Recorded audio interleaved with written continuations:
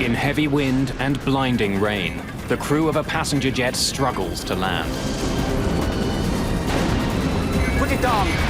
Put it down!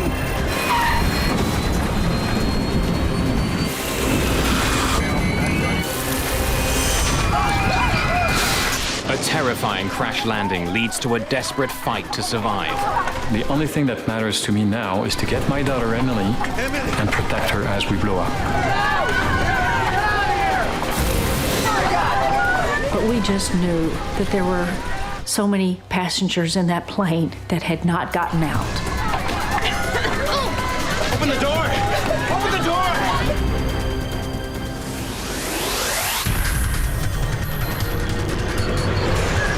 Maiden.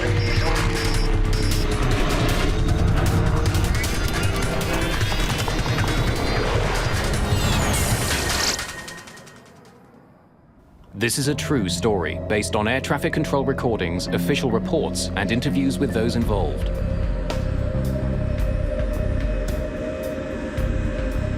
Tuesday, August the 2nd, 2005. Charles de Gaulle Airport in Paris. 297 passengers are boarding Air France Flight 358, bound for Toronto. Far aisle, left-hand side. Merci. Philippe Lacaille is traveling with his wife and 2 of his 4 children. Would you like the windows? They're stuck at the back of the enormous jet, and they're not sitting together.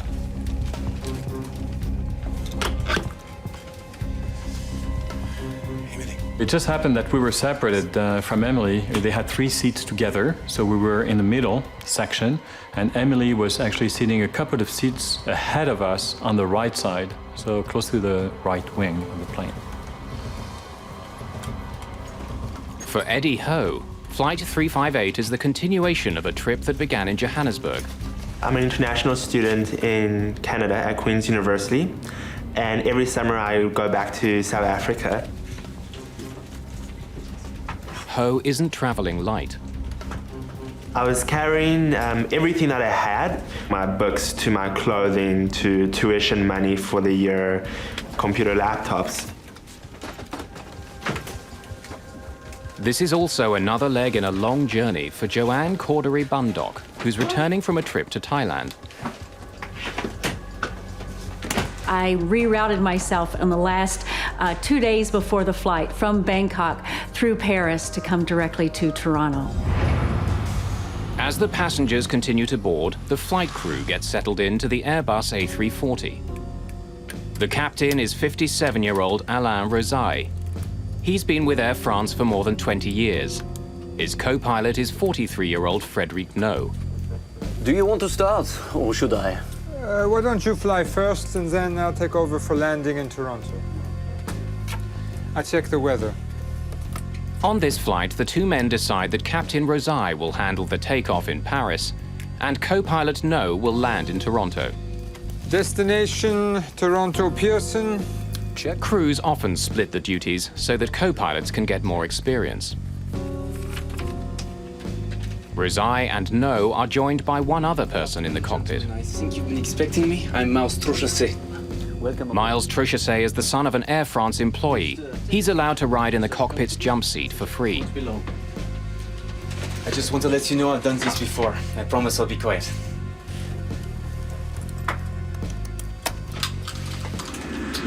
This Air France plane is one of the safest in the world.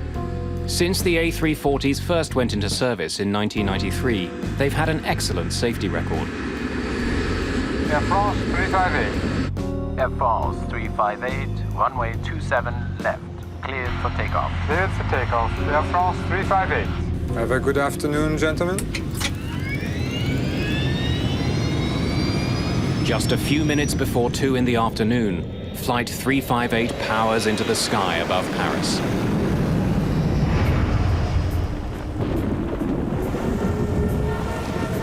Toronto may be several thousand kilometers away, but the friends and family of those on board Flight 358 are already making plans to meet the plane when it arrives. Hello? Audrey, I won't forget. I'll make sure to pick up Mom and Dad. No, I won't forget the 2 brats either. I'll get them all. Well, we usually make arrangements before we go to France to be picked up. It's easier because we have lots of luggage, and we bring back stuff from France. So it just happened that Julian, our son, was going to spend the summer in Toronto and was available to pick us up. Sis, I'll give you a call as soon as I get in. Don't worry. I got it covered. Okay? All right. Talk to you soon. Bye. Center, we have a humidex advisory and extreme heat alert for Toronto, as well as a thunderstorm warning in effect for Toronto.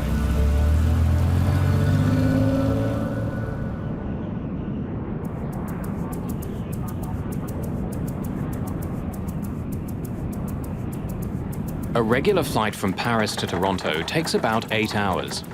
As Air France 358 closes in on Canada, there's little to separate this trip from any other.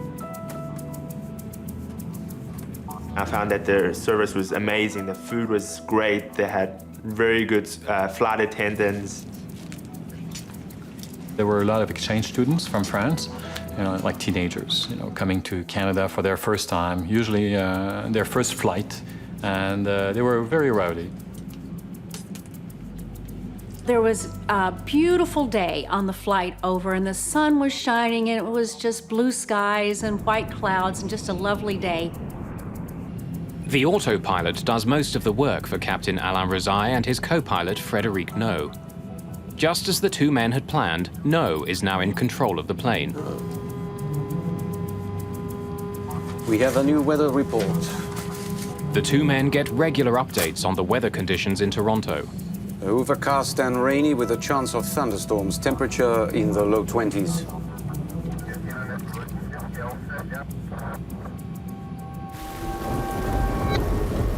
At Toronto's International Airport, the thunderstorms are already rolling through. Rain, wind, and lightning are hammering the runways. The lightning has already forced airport authorities to declare a red alert. It means that the chance of being struck by lightning is so great that ground crews are not allowed to work on the planes.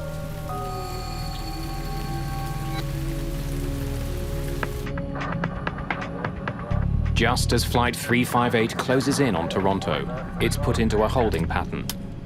The weather isn't getting any better. 358, there's going to be a little delay. Air France 358, so Roger on delay.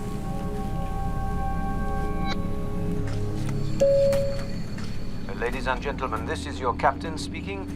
I'm sorry to inform you that there'll be a short delay. There's some weather conditions above Toronto, and we're just going to give it a couple of minutes to clear up. I was very surprised when I heard the captain's announcement that we were going to be delayed in landing for about 25 or 30 minutes because of thunderstorms over Toronto. While they're not in the storm yet, the crew enters their holding pattern northeast of Toronto. Their alternate airport is almost 300 kilometers away in Ottawa. At the moment, the plane has a little over 7,500 kilograms of fuel in its tanks, more than enough to get them there. Typically, a pilot will think about the economic impact of diverting to an alternate airport. While that is not a primary decision maker, it is an alternate decision maker as far as if they have to divert, how are the folks going to be transported from that alternate airport back to the destination airport that the airplane was originally going to. Flying almost 300 passengers to Ottawa would be a logistical nightmare. But the crew can't circle for too long with the fuel they have. If the delay continues, they'll have no choice but to divert. Air France, Toronto arrival. Your hold is now canceled. You are cleared for a Wasi 2 arrival. Maintain 5,000 feet. Air France 358, Roger on cancellation of hold. Cleared for Wasi 2 arrival and maintain... Today, the delay isn't long at all. Although the storm continues to thunder down near the airport, the crew is put into their landing sequence.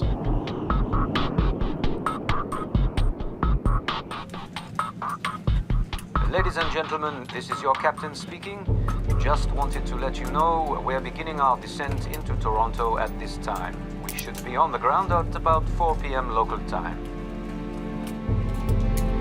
Usually when they say 45 minutes, it's to be nice. Usually it's like an hour and a half. This time it was like 20 minutes. 20 minutes later, they said, okay, well, now we're going to go down, prepare, for the landing. With co-pilot Frédéric No at the controls, the plane begins its descent into the storm. Air France 358, reducing speed to 190. No isn't prepared for what he's about to face. The storm has a savage surprise in store for everyone on board Flight 358.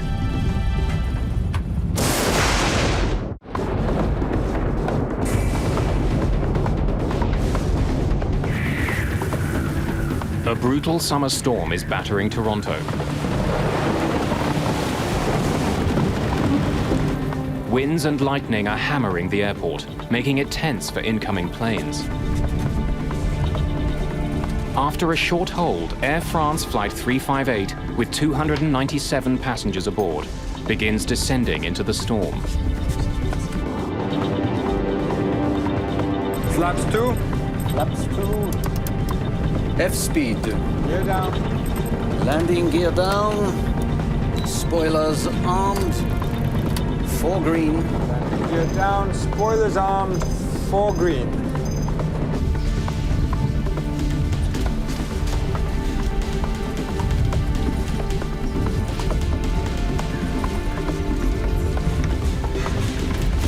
You'll be fine, don't worry. It immediately turned into very dark skies and dark clouds and a little bit bumpy and choppy, and the weather outside was definitely within a thunderstorm. But really and truly, to me, it was just a typical stormy landing. Nothing out of the ordinary. In the main cabin, though, not everyone is so sure. The plane was getting very bumpy. There was a lot of turbulence. We were surrounded basically by heavy weather, and this was completely not expected. I didn't expect that.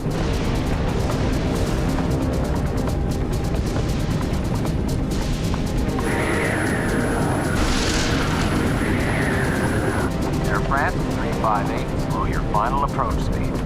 Air France 358. Co-pilot Frédéric No has the plane in position. He's moments from landing. Air France 358, roger. Flaps to full. Flaps full.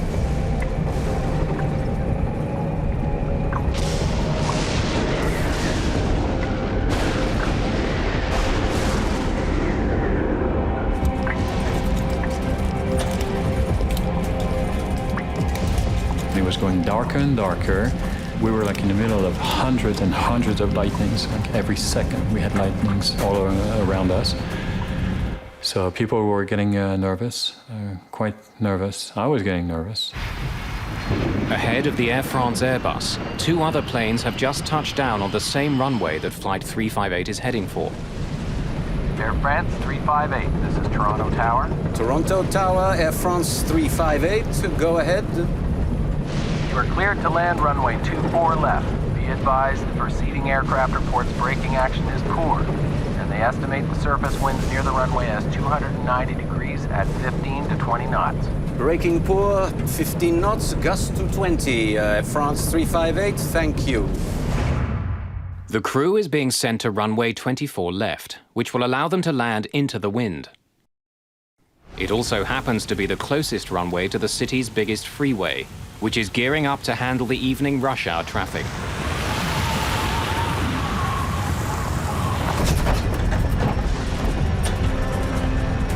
Facing unpredictable winds and a wet runway, the crew prepare for the landing.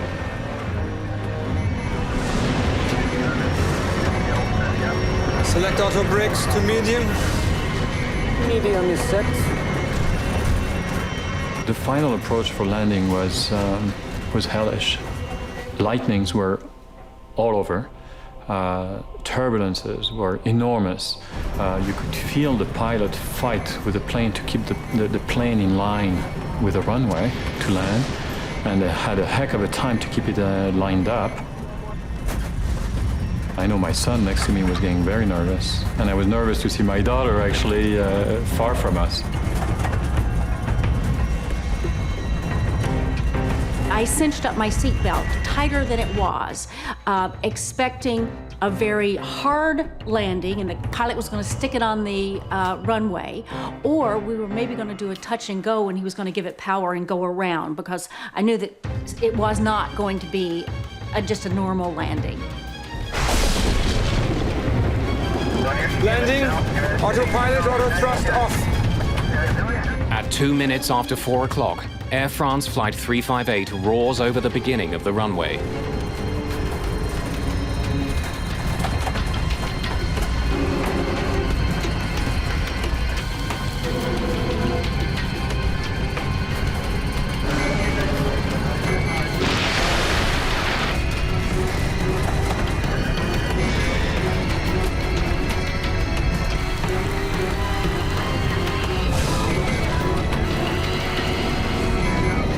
Put it on!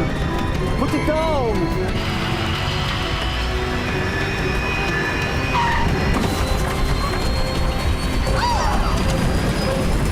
This landing was more intense and harder than any time I've ever landed in another aircraft.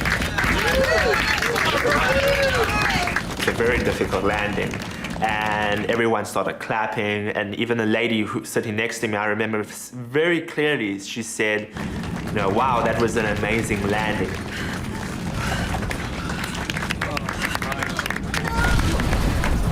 And as soon as she finished that sentence, then all hell broke loose.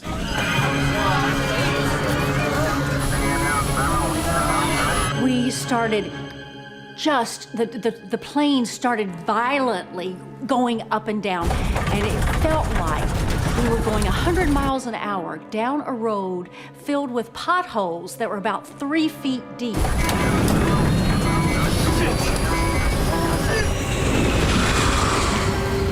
Immediately you could see this orange aura, and for me it's a picture I will never forget. My daughter was sitting ahead of us on the right side of the plane. And at that time, she turned her head towards us, you know, with very wide eyes, you know, looking at us. And her face was surrounded by this enormous aura, orange aura of fire. Then, moments after touching down, still traveling at 146 kilometers per hour, Flight 358 runs out of room.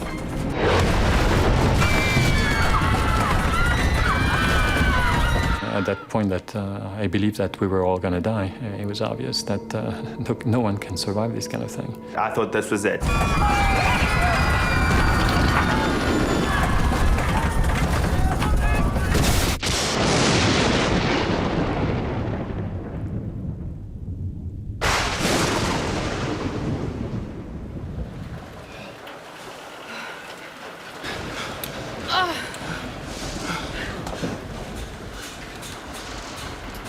The next thing that I can remember is that an announcement came. Ladies and gentlemen, everything's okay. We've stopped now.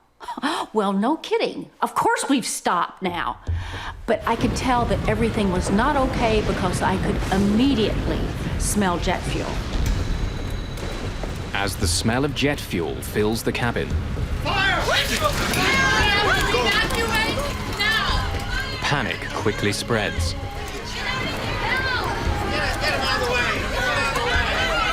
Everybody was expecting the plane to blow up. It was obvious. Smoke and flames are spreading quickly. Now it's a desperate struggle to escape.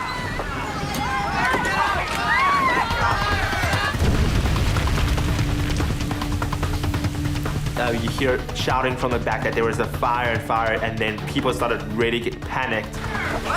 If they don't get out, they have just seconds to live. We know that about 2 minutes into a fire, in many cases, the environment becomes untenable. So 90 seconds is a good rule that we use in trying to get people out to make sure that they have as much time and safety as possible. 297 passengers are desperate to leave the plane. The only thing that matters to me now is to get my daughter Emily, who's sitting like 2 seats ahead of me, get her onto me, and protect her as we blow up.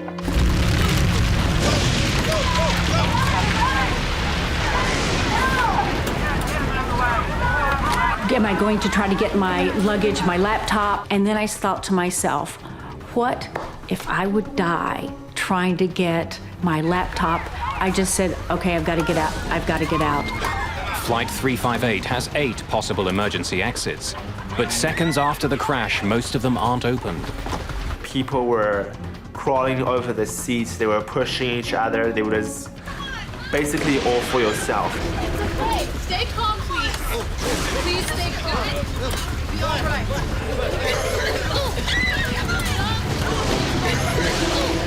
Open the door! Open the door!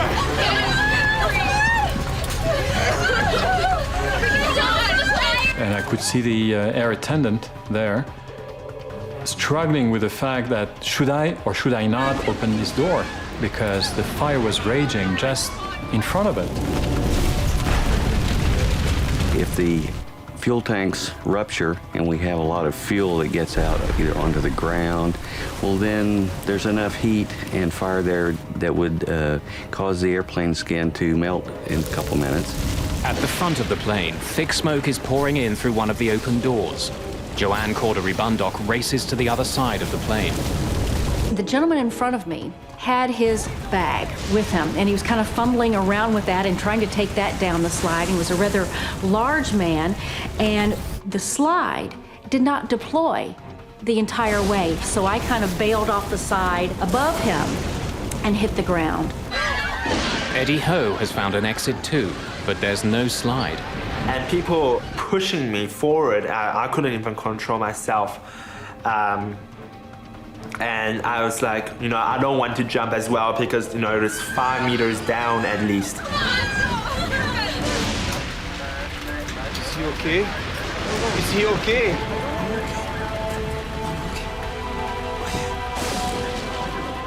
In the cockpit, Captain Rosai has been badly injured when his seat was ripped off the floor by the force of the crash.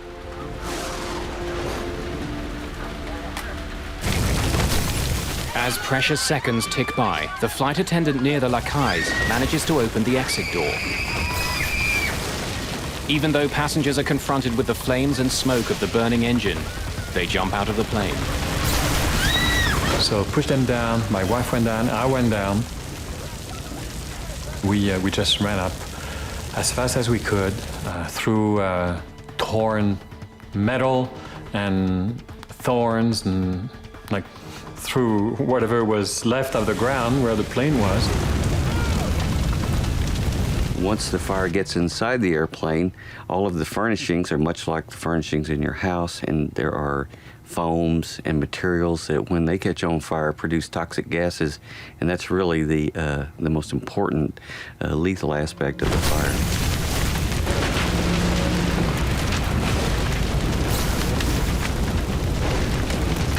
Basically, you just had to jump. So what I did was, you know, I prayed quickly and I closed my eyes and jumped.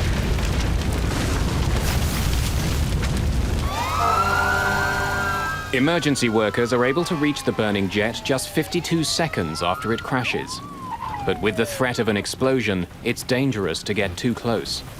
It was very difficult to see anything due to the rain that was coming down. There was a lot of smoke engulfing the plane, some fire that was still ongoing, as well as you could see that some of the parts of the plane had broken off, some of the wheels that were at the side of the roadway, as well as portions of the plane's wings that had broken off. Philippe Lacaille and his family struggle up the hill the plane has just plowed down. You know, and at that point, the plane blew up. Once, twice, 3 times. So you could feel and hear this enormous explosion actually taking place. On the first one, I looked at the first one because I just couldn't believe my eyes. You know, I could see, I think, pieces of luggage, things flying up in the air. You know. And of course, at that time, I figured, oh my God, you know, that could have been us, you know. We had a perfect view of the airplane and see this black smoke coming out the side of the airplane and the yellow and the orange and the red flames shooting out. We were fine, but we just knew that there were so many passengers in that plane that had not gotten out.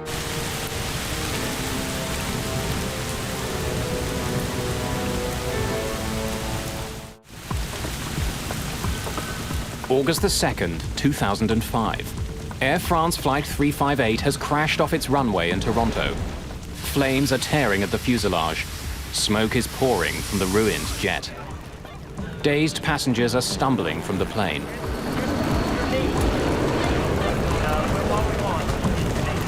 Passengers that were coming up, again, were very rain-soaked and muddy from coming up the hill.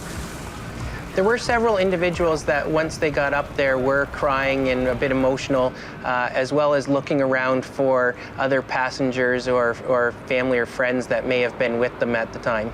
About 35 minutes ago, a plane ran off the runway at Toronto's Pearson Airport. Footage of the crash quickly appears on local TV stations. Philippe Lacaille's daughter Audrey is one of the many people shocked by the pictures. She turned on her TV, and here we go. There was the Air France crash right here, live in front of her, you know, burning, exploding right in front of her eyes. 250 people on board. We have not had any reason to make a statement yet as to whether anybody has survived or escaped. Philippe Lacaille's son Julien is waiting for his father at the airport. He has no idea what's just happened to the Air France flight. What? What do you mean, where am I? I'm at the airport waiting for mom and dad. Like, you... What? So Julian didn't know anything, and he was there at the airport. And she says, well, you know what? I think you're going to have to wait a long time because their plane just crashed. One of the busiest highways in North America borders the airport. Just before rush hour, it's packed with thousands of vehicles. Drivers slow down, captivated by the terrifying sight of the burning plane.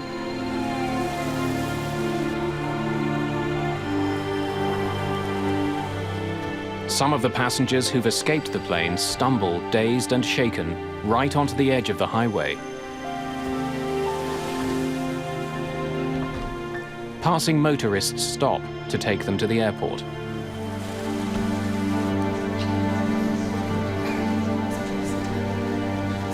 At this point, there was only about 25 or 30 people with me in the airport. And here, you're also beginning to think, is this all there is? As people are brought in, airport employees struggle to account for all the passengers and crew. They were totally disorganized. There's no announcements being made. There's nothing of any kind of organization, and you're in this little crowded area with all the irate passengers waiting to be processed. Some people even said, you know, the first disaster was the plane crash, and the second disaster is exactly how it was handled afterwards. Relatives wait desperately for any news. Julien Lacaille is just one of many who fears the worst. For at least an hour and a half, he thought we were dead. That's a shame because, of course, we panicked, we were scared to death, but the families that were waiting for the passengers, they were even more scared because it lasted much longer. They really believed deep down that their family members were dead. Finally, hours after the crash, passengers who have waiting family members are reunited. Julian! Julian! What's up? Oh, you okay? Oh my God! We're okay. How did you... We finally met up with Julian. It was 11 o'clock at night. It was, you know, God, we're so lucky. We're so lucky. We're alive, you know. It's hard to explain, but it's like you're giving a second chance, you know. Here's my son, you know. Maybe I didn't tell him I loved him, you know, when I left for France. Now it's time to say it right away. It was a very nice moment. A very, very deep moment. It's just one of dozens of reunions. It takes hours to confirm, but by early evening, Air France and the local airport authorities can make the incredible announcement. Remarkably, every single passenger and all the members of the crew of Flight 358 have managed to escape the burning wreckage of their plane.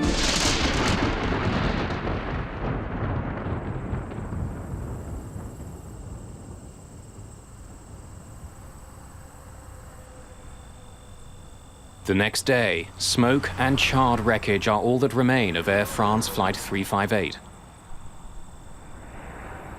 The Airbus A340 is a sophisticated, highly engineered plane with a glowing safety record.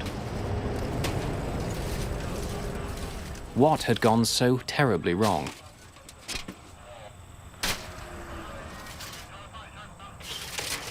Canada's Transportation Safety Board quickly begins investigating the accident.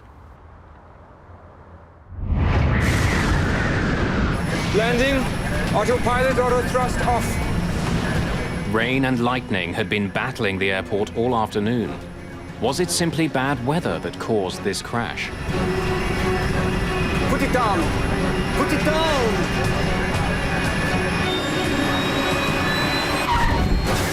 Neither the pilot nor the co-pilot have spoken publicly about the crash. We have to evacuate now!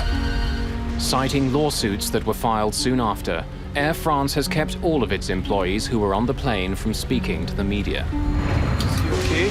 I don't know. Is he okay? I don't know. But former Air France trainer Hervé Labarthe has spoken to Captain Rosaille.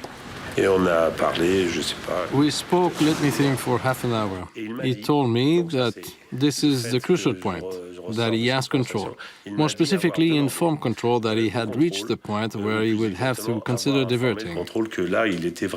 What he told me is that control informed him that they would soon open the runway. There was, of course, a lot of lightning, rain and turbulence can have a devastating effect. Instruments become more difficult to read, the aircraft is harder to handle. Investigators discover that as the crew struggled for control in the cockpit, on the ground, delicate instruments used to measure the wind of the runway were destroyed by lightning.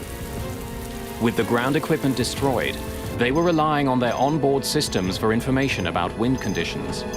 The onboard equipment only gives them the actual wind direction and speed on the nose of the aircraft at that exact time.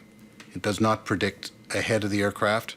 So the pilots really have no way of knowing what lies ahead of them. But two planes had touched down just minutes before the Air France flight on the same runway. The crews of those planes did their best to inform air traffic control of the tricky conditions. Air France 358, this is Toronto Tower. Toronto Tower, Air France 358, go ahead. You are cleared to land runway 24 left. Be advised, preceding aircraft reports braking action is poor, and they estimate the surface winds near the runway as 290 degrees at 15 to 20 knots. Braking poor, 15 knots. 20-knot winds are strong, but are well within the allowable range for landing an A340. But when investigators study radar images of the airport, they discover quite a different story. As Flight 358 landed, a sharp line of rain moved across the runway from north to south. It was driven by a sudden gust of wind of up to 33 knots. The crew of the Air France jet had to deal with conditions that were much worse than they were expecting. Landing, autopilot, auto thrust off. 33 knots is the demonstrated maximum crosswind for an A340, and that would be on a dry runway. So when you say 33 knots at 90 degrees, you're encroaching on the limits of the aircraft. Closely studying the airport, investigators uncover another piece of the puzzle. Maintenance issues and the storm itself were forcing air traffic controllers to use runway 24 left for landings. It's the shortest runway at the airport, almost 650 meters shorter than some of the others. Blinded by rain, driven by unexpected winds, and landing on the shortest runway at the airport, Flight 358 was in a dangerous position. Over the previous 4 hours, they had been made aware of the terrible storms and red alerts. And that was for me my biggest concern. Were they perhaps overtired? Were they lax, victims of routine? In any case, it's obvious that they hadn't gauged the extent of the danger. It's evident that the flight crew didn't perceive the information that they were getting from these various sources as being threatening. Therefore, they attempted to make a landing. But even in bad conditions, even on a short runway, the crew had 3,000 meters in which to land their plane. It should have been enough. To find out why it wasn't, investigators turned to the past. In 1999, an eerily similar accident took place in Little Rock, Arkansas. Damn, we're off course. No, I can't see it. Way off. Struggling with unpredictable weather, the crew of an American Airlines jet landed their plane, only to have it skid off the runway. 11 people were killed. Greg Feith helped investigate that crash. One of the first things that I thought about was déjà vu. Having the first bits of information about the Air France accident, it reminded me so much of the American Airlines accident. In the Little Rock crash, Feith discovered that the crew had made a critical mistake, which contributed significantly to the accident. They hadn't followed all of the checklist procedures, and they didn't have the ground spoilers armed, which basically degrades the efficiency of lift on the wing and settles the airplane heavily on the main wheels so that braking action is more effective. Spoilers are only one of several ways pilots of passenger jets stop their massive planes. Reverse thrusters are used to redirect the engine power forward as the plane lands, and sophisticated brakes help slow the jets down. To rule out any mechanical fault, all three systems are examined by investigators of the Air France crash. One of the brakes on Flight 358 was destroyed in the fire, but the 7 other sets of brakes are all tested after the accident. All of them are working properly. Flaps 2. Flaps 2. F-speed. Gear down. Investigators in Toronto also discover that, unlike in the Little Rock crash, this time the spoilers had deployed properly. Landing gear down, spoilers armed, 4 green. And when the engines are examined, the reverse thrusters are deployed. No obvious mechanical fault can be found. As the investigation continues, a French newspaper prints a bombshell. Le Figaro publishes a story claiming that the thrust reversers, which use the jet's engines to slow it down, were not turned on until the plane had been on the runway for more than 12 seconds. As for Captain Rosay, he confirmed the newspaper report. His explanation was that his co-pilot had tense-stopped and was having difficulty controlling the lateral movement of the plane. No doubt because of the strong crosswinds and because the runway was so slippery, his hand was clamped tightly on the throttle release lever, which prevented the captain from reaching it himself. So the reverse thrusters could not be activated. Shortly after the newspaper story appears, investigators publish their initial report. It confirms Le Figaro's version of events. Canada's Transportation Safety Board reveals that while the thrusters were found in the on position at the crash site, they had not been deployed as soon as the plane landed. In fact, it took 17 seconds before they reached maximum power. The delay was a question raised in the report, and I wouldn't want to hazard a guess as to why there was such a delay or what was the cause of it. I just know that pilots, as a rule, want to get those reversers in as quickly as possible for maximum stopping. The investigators reveal other confusing facts about the last few seconds of Flight 358. When it came over the start of the runway, it was twice as high as it should have been. And when it did land, it was nearly halfway down the runway. Put it down! Put it down! In these stormy conditions, the crew didn't have enough time to stop. Once they found that the airplane had floated down the runway, the pilot has to make the decision whether we stay on the ground and try to salvage this bad situation, or we abort the landing, power up, pull up, and go around, get our stuff together, and then come back for a second landing. Air France 358. But decisions in a cockpit are joint decisions. The captain and the first officer work together. If the captain sees that landing will be difficult, he must open throttle and go through abort landing procedures. That's his duty.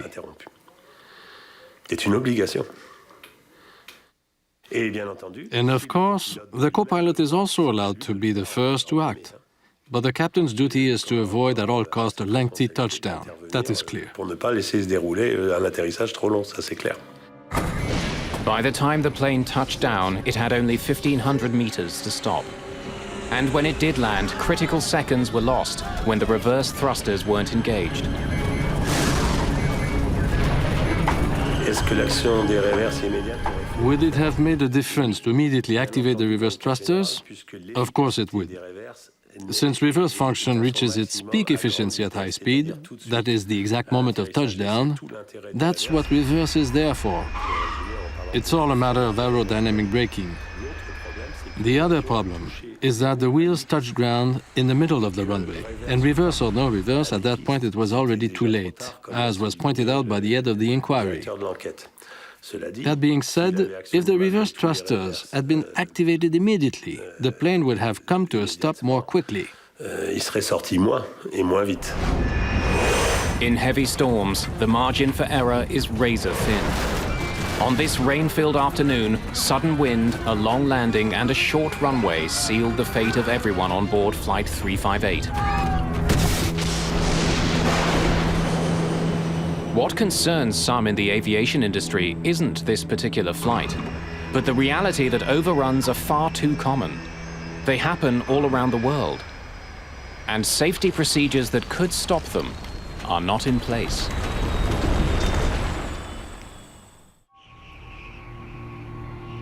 In August 2005, Air France Flight 358 crashed off the end of a runway in Toronto. It was a horrifying incident, yet amazingly everyone survived. But Flight 358 wasn't the only jet to go off the end of a runway in 2005. Worldwide, there were 37 other runway overruns. And the causes of all these accidents were remarkably similar. There are a number of causal factors that occur again and again in runway overrun accidents. The weather conditions, the state of the runway surface. It can be wet, it can be icy, it can have snow on it. Speed in excess of a normal approach speed for the aircraft that does not then bleed off as the aircraft attempts to land. And these factors occur again and again in runway overrun accidents. Unlike the crash at Toronto, some overruns are deadly. This Southwest Airlines flight in Chicago slid off its runway several months after the Air France crash. A small child was killed in a car that was driving on the nearby highway. Many older airports, in particular in big cities which have expanded out towards the airport in the course of their growth, are constrained in the area that they can use for overruns. You have to consider what happens when the runway is contaminated. Snow, ice, standing water. That will degrade the stopping performance of the airplane. Add to that a tailwind component, which was existent at the time that Air France landed.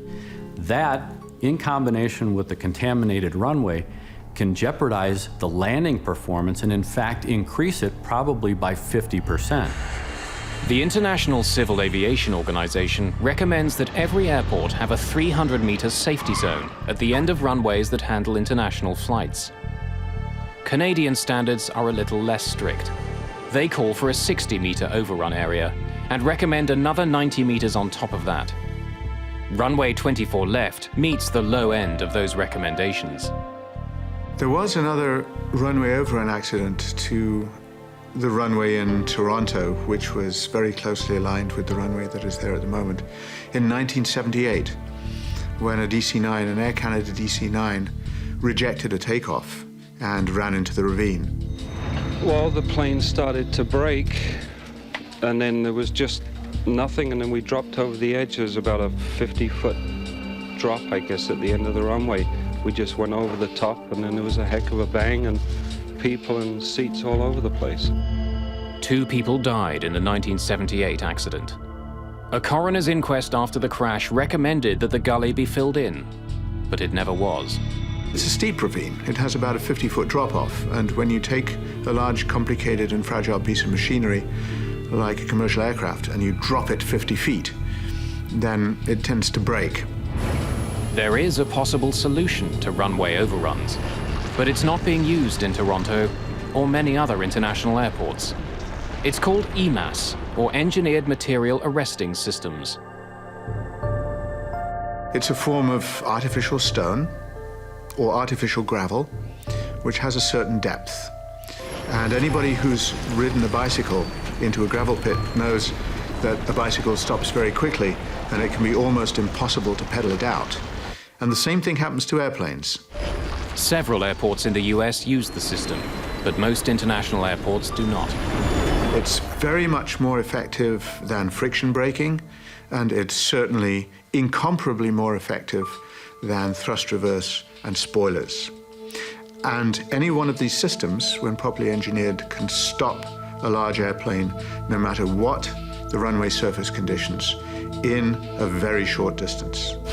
We have to evacuate now! But one vital air safety guideline was met when Flight 358 crashed. In spite of the smoke and the spreading fire, the crew of the crippled plane made sure that all the passengers escaped in just 90 seconds. It's just a miracle that all of those people were able to evacuate the airplane as quickly as they did before the airplane was consumed. The Air France flight was particularly noteworthy in that everybody got out, essentially unscathed. I know there were some injuries, but everyone got out. So I think it was noteworthy, and it was very good evacuation from that perspective. Captain Alain Rosaille may never fly for Air France again. His injuries required extensive physical therapy after the crash. At the time, he was less than 3 years from retirement. Every morning, Captain Rosaille relives the experience, coming face to face with the flames, the noise, the crash. And it made him sad to end his career on that note, having destroyed his plane. That's the worst possible fate for a pilot, the worst outcome. The co-pilot, Frédéric No, is suspended for 3 months after the accident. By early the next year, he's back on duty with Air France. There are reports that after he helped Captain Rosaille out of the cockpit, he was the last person off the plane.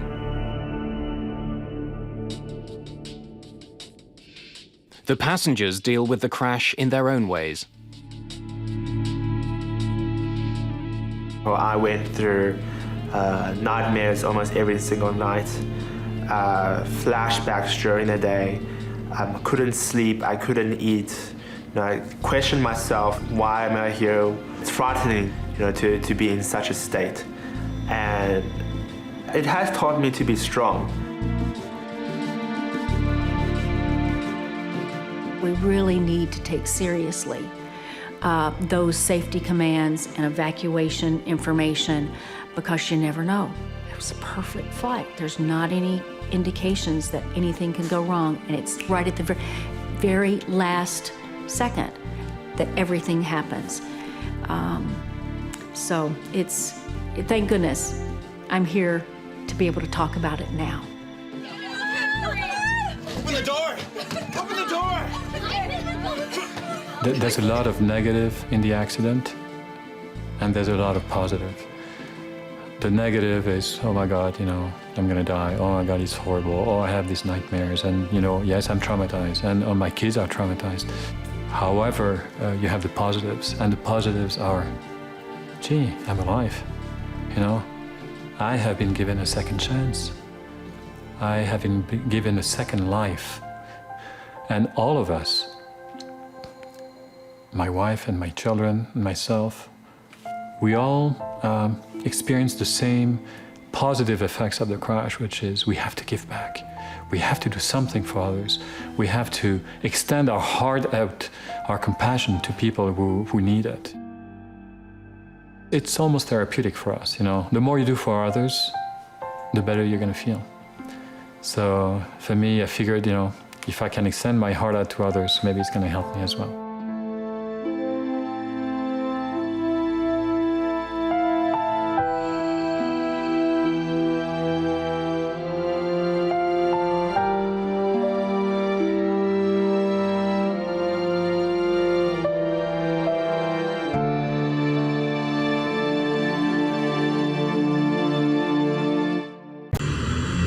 A luxury jet on its maiden voyage is jolted in midair. Declare an emergency. We have a wingtip! The plane has lost part of its wing.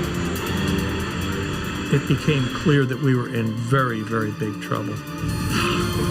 The crew struggles to land the badly damaged plane. November 600, X-ray Lima, declare an emergency. But the trouble isn't over when they hit the ground.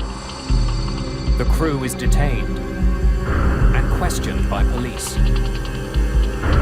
Somehow, this small plane has triggered the worst crisis in Brazilian aviation history.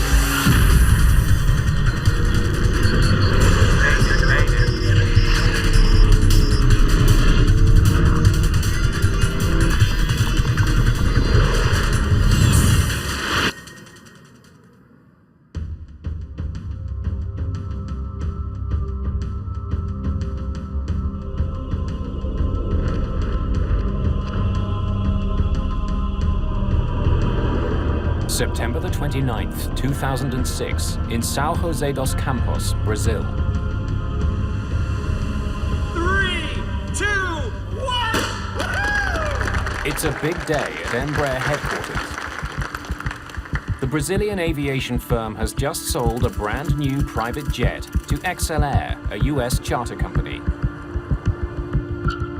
The price tag, $25 million.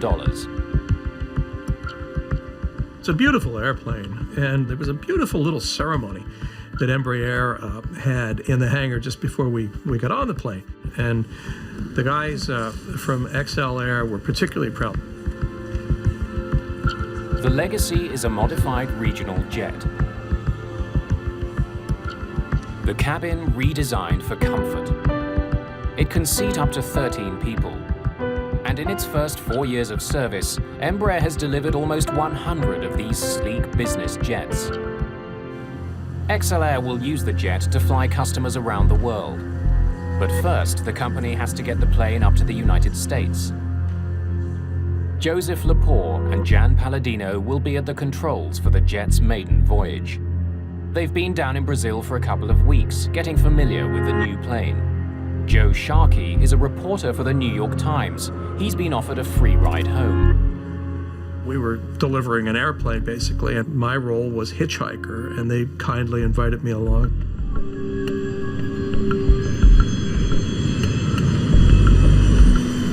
The Legacy jet is heading to Manaus in northern Brazil, a stopover on its way to New York. Half an hour after takeoff, the Legacy is flying over the heart of Brazil. The countryside stretches out below. The view out of the window is spectacular. I glanced out and I was amazed. Just to the horizon, nothing but treetops. And I just remember how pretty it seemed. At 10 minutes to 4 in the afternoon, the Legacy jet makes contact with controllers at the Brasilia Area Control Center, still nearly 100 kilometers away. Brasilia, November 600 X-ray Lima, flight level 370, good afternoon. CAW229, raise altitude 3952, raise altitude 329. Yes, Roger. 75% of the country's air traffic is handled by the controllers in this room. The traffic volume is larger than in any other control center in the country. One of the many planes they'll be dealing with today is the Legacy jet. Every flight that's handled by Brasilia ACC appears on computer screens as a small circle moving in the direction of the plane. The computer also displays the plane's actual and planned altitudes. November 600 X-ray Lima. Squawk ident. Roger. Palladino sends out a November signal. 600 Controllers use it to confirm that the data on their screen is coming from the plane Radar they think it is. surveillance. Radar surveillance.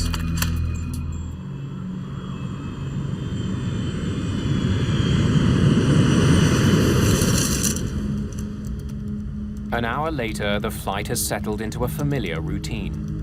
Mood sort of settled down, everybody was working, and it was just a very, very calm and peaceful time. I was transcribing notes from one of the interviews from the Embraer tour. Brasilia, November 600 X-ray Lima. But in the cockpit, Palladino is having trouble getting back in touch with air traffic controllers in Brasilia. Brasilia, November 600, X-ray Lima. He can't raise controllers on the frequency he used almost an hour ago. He tries other channels. Brasilia, November 600, X-ray Lima.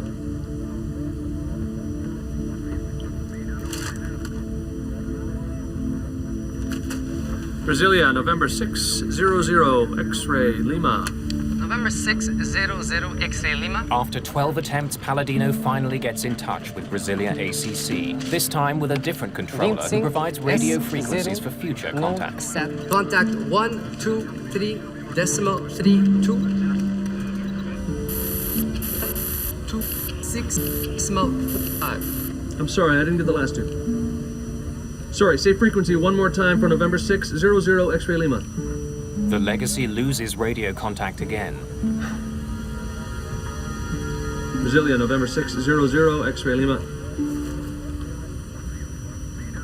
As the pilots try to restore communication with Brasilia, the plane continues to power through the sky. It's just minutes before 5 o'clock.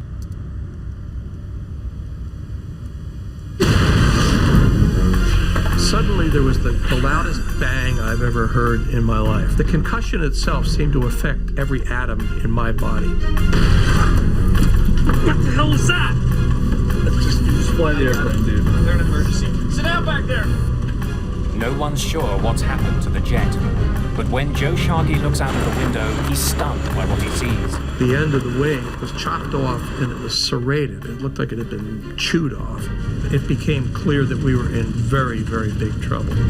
XLR Vice President Ralph McHaley rushes to the window for a look at the damage. I said to Ralph, "How bad is it?" And he looked at me and he said, "It's bad."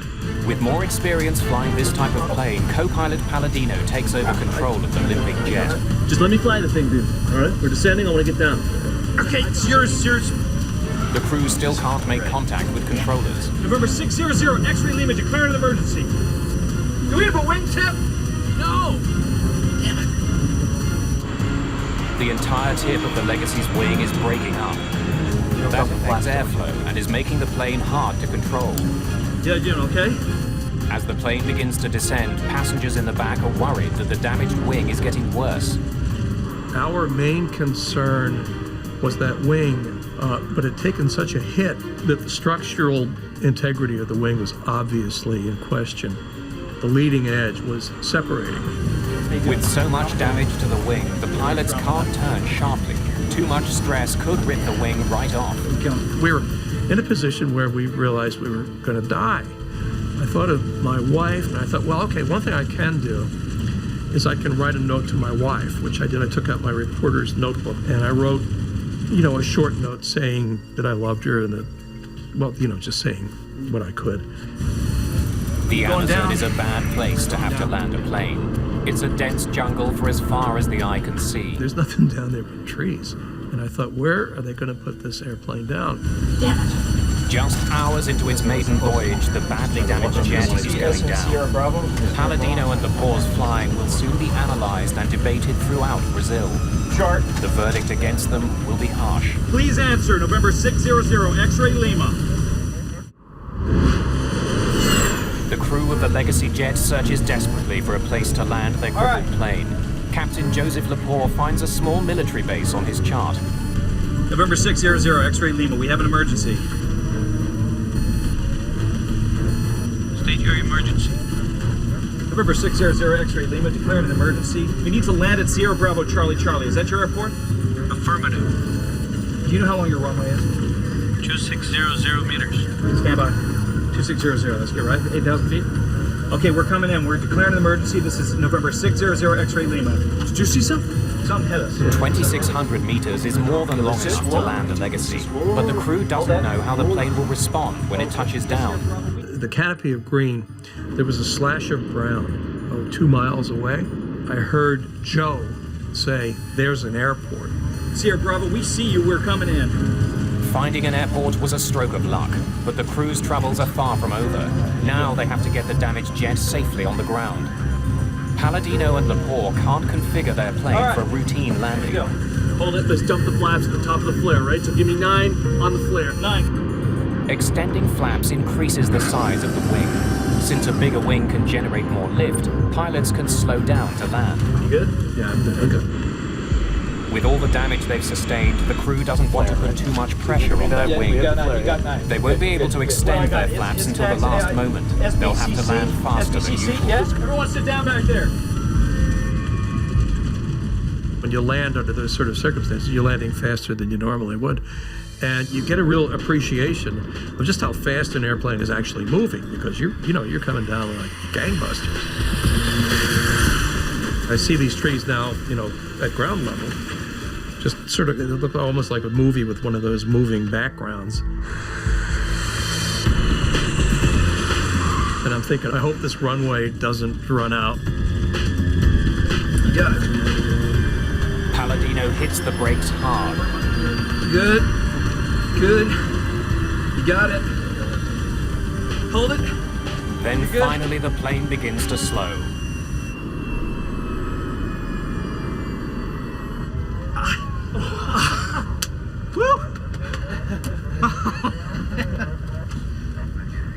Good job. Oh, man. And then finally, we just did come to a halt. There's that beautiful silence that occurs when the engines are shut down and everything was just quiet again.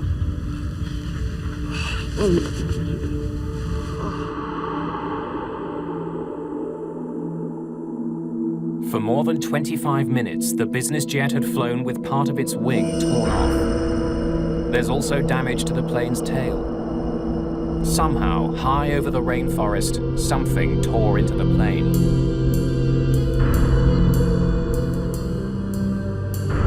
The bizarre day takes another strange twist. Because they've landed at a military base, soldiers confiscate the passports of everyone on board. And that's the point at which I realized that we were in custody. I don't think the others on the airplane had the immediate sense that this was a custodial situation. Along with the 2 pilots, the jet's passengers are taken to the nearby airbase.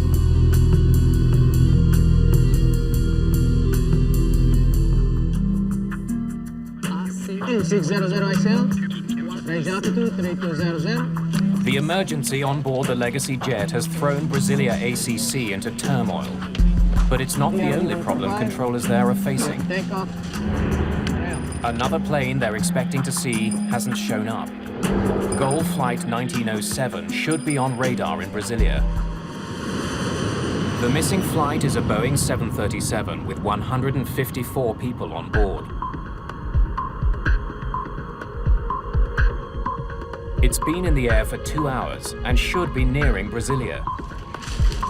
But controllers there can't find any trace of that plane. Manaus, there isn't any goal. There isn't any goal with us here. It's on its way. They check its status with controllers in Manaus, who were last in contact with the plane. Eu pedi para encerrar a Anxiety was instrução, high, and controllers were além de confused ser about what to instrutor, eu say. sou supervisor They também, didn't know mas what no was dia eu happening. estava como instrutor. Deep in the Amazon, those who were on the XLR jet are also struggling to figure out what happened. We hit something, man. That's all I know. Maybe it was a Condor. Are you kidding? It was 37,000 feet. Well, maybe it was a military jet. No, I think the plane must have exploded when we flew through the debris field. There would have been more impact. As they're trying to piece together the day's strange events, the group gets some shocking news.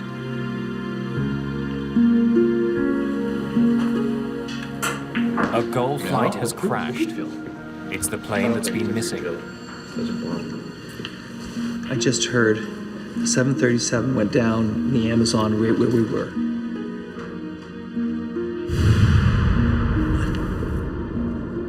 It was like a thunderclap. The world changed immediately.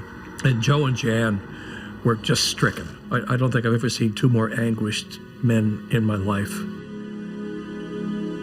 The Goal flight crashed right where the Legacy lost a piece of its wing. It can't be a coincidence.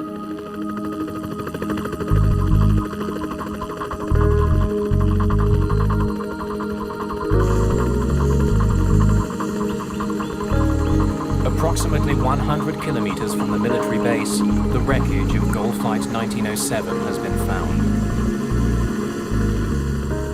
The greatest difficulty involved the fact that the plane fell straight down. When it hit the ground, the trees covered it up, making it hard to get to.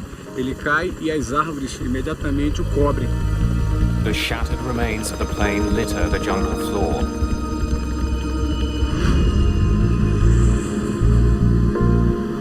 The news hits controllers in Brasilia extremely hard.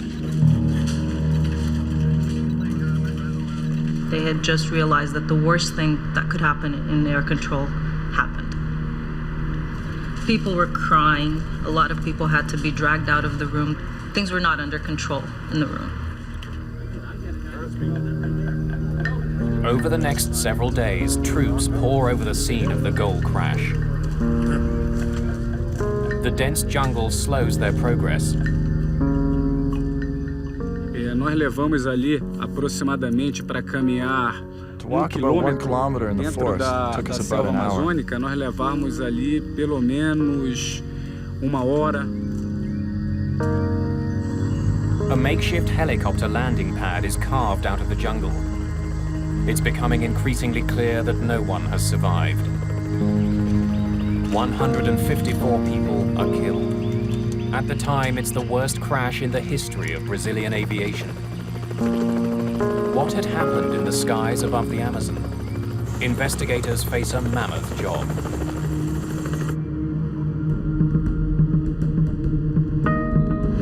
Colonel Rufino Ferreira is in charge of the investigation into the Gol crash. An investigator always has to keep an open mind. You can't start with any preconceived ideas. When we arrived at the location of the accident, the only thing we knew for sure was that we had found the plane that was missing. The wreckage of the Gol jet is spread over more than 2 kilometers. The widespread debris tells investigators that the plane ripped apart before crashing to the ground. The aircraft disintegrated during fall. It hit the ground in pieces.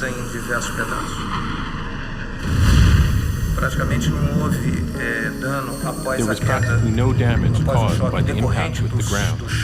The plane had already fallen apart.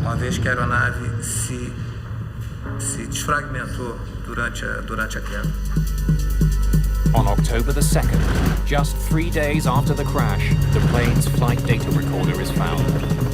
Most of the cockpit voice recorder is also recovered, except for one critical part. In this accident, the impact was so strong that the module separated from the recorder. Modern voice recorders don't use tape. Conversations are recorded digitally onto a memory module. But that part of the Gol CVR has broken free. Without it, the rest of the cockpit voice recorder is useless.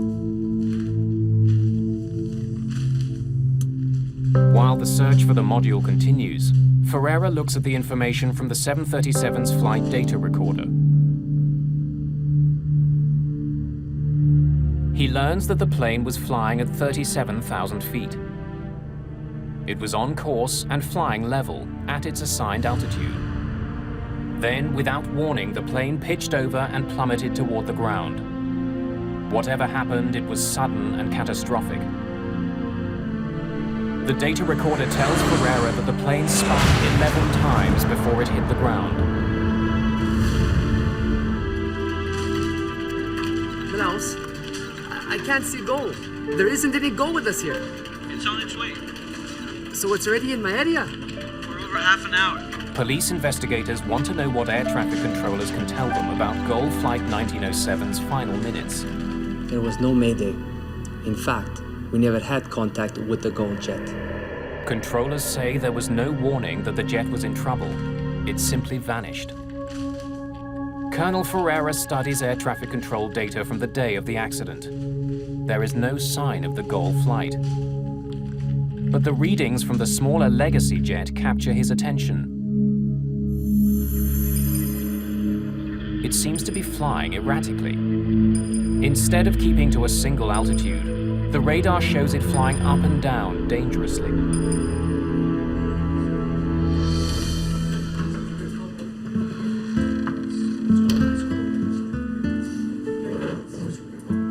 Perhaps the private jet pilots were testing out their new plane by climbing and descending quickly.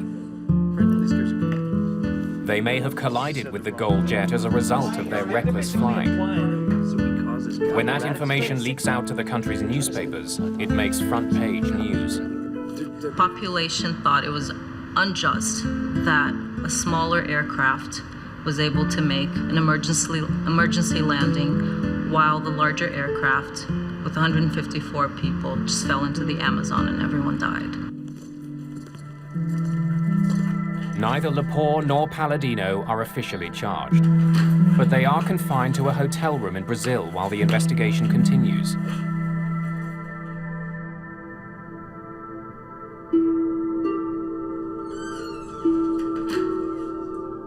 Ferreira interviews the two pilots about what they did and what they saw. Look, we were proceeding northwest on course to Manaus at 37,000 feet. Okay, we were attempting to contact Brazilian control. Were you changing altitude? No. I was on the plane. Had the plane been flying erratically or doing loop-de-loops or whatever it was, I think I would have had a pretty good story for the New York Times. Did you say you were flying at 37,000 feet? Yes, that's right. Flight level 370. We never moved from that.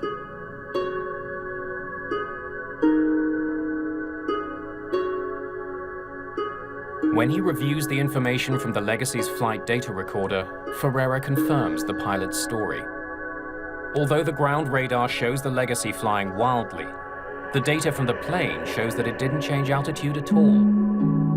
But there is something shocking about the Legacy's path. The business jet was flying north to Manaus, the Gold flight south from Manaus.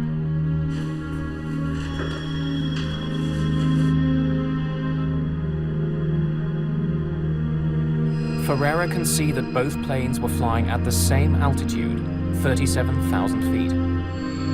He makes a horrifying discovery. For some reason, the two planes were on a collision course. Air traffic is typically routed along specific corridors through the sky, essentially highways in the air. But planes traveling in opposite directions are supposed to be separated by at least 1,000 feet.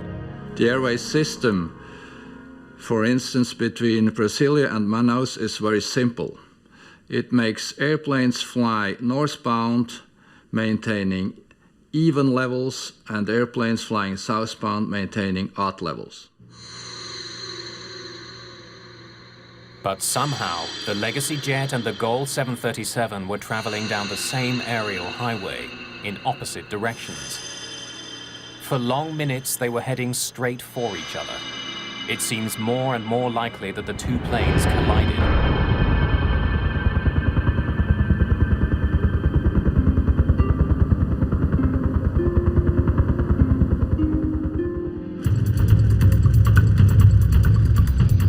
At the crash site, workers find support for this incredible theory. The left wing of the Gold flight is recovered. Investigators discover that about halfway along the wing, it's sliced clean through. None of the other wreckage is sliced this way. The precise nature of the cut tells Ferreira that this is not damage that was caused by impact with the ground. The damage on the left wing clearly shows that it was caused by a collision with another plane.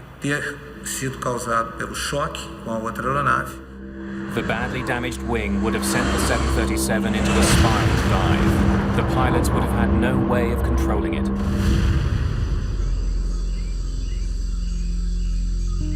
The sudden spiral motion would have pulled the plane apart. It's the reason the wreckage is spread over such a wide area. Ferreira finds the most conclusive evidence of a collision on the Legacy's damaged wing. Foram encontradas marcas muito pequenas. On the Legacy, we found very small traces of paint that came from the Gold wing. Considerada como da cor da aeronave da Gold. Together, the planes had a combined speed of 1,600 kilometers an hour. At that speed, the wingtip of the small jet easily sliced through the 737. Colonel Ferreira now understands what caused the Gold jet to crash, but he doesn't know why. How had the two jets ended up in the exact same airspace without anybody noticing?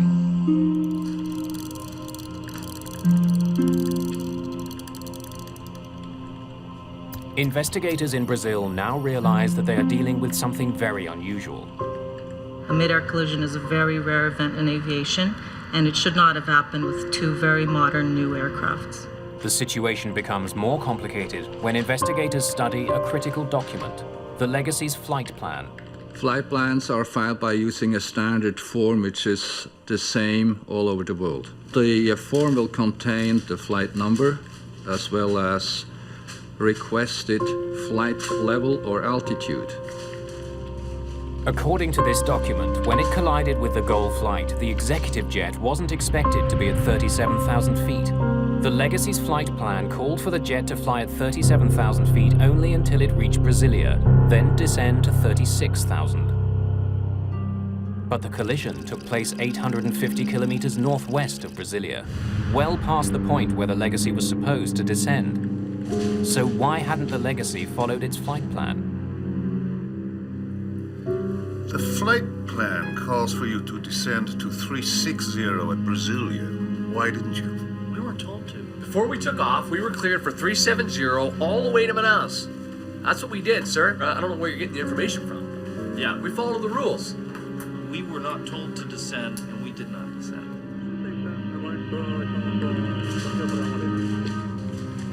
Colonel Ferreira needs to check the story that the crew is telling.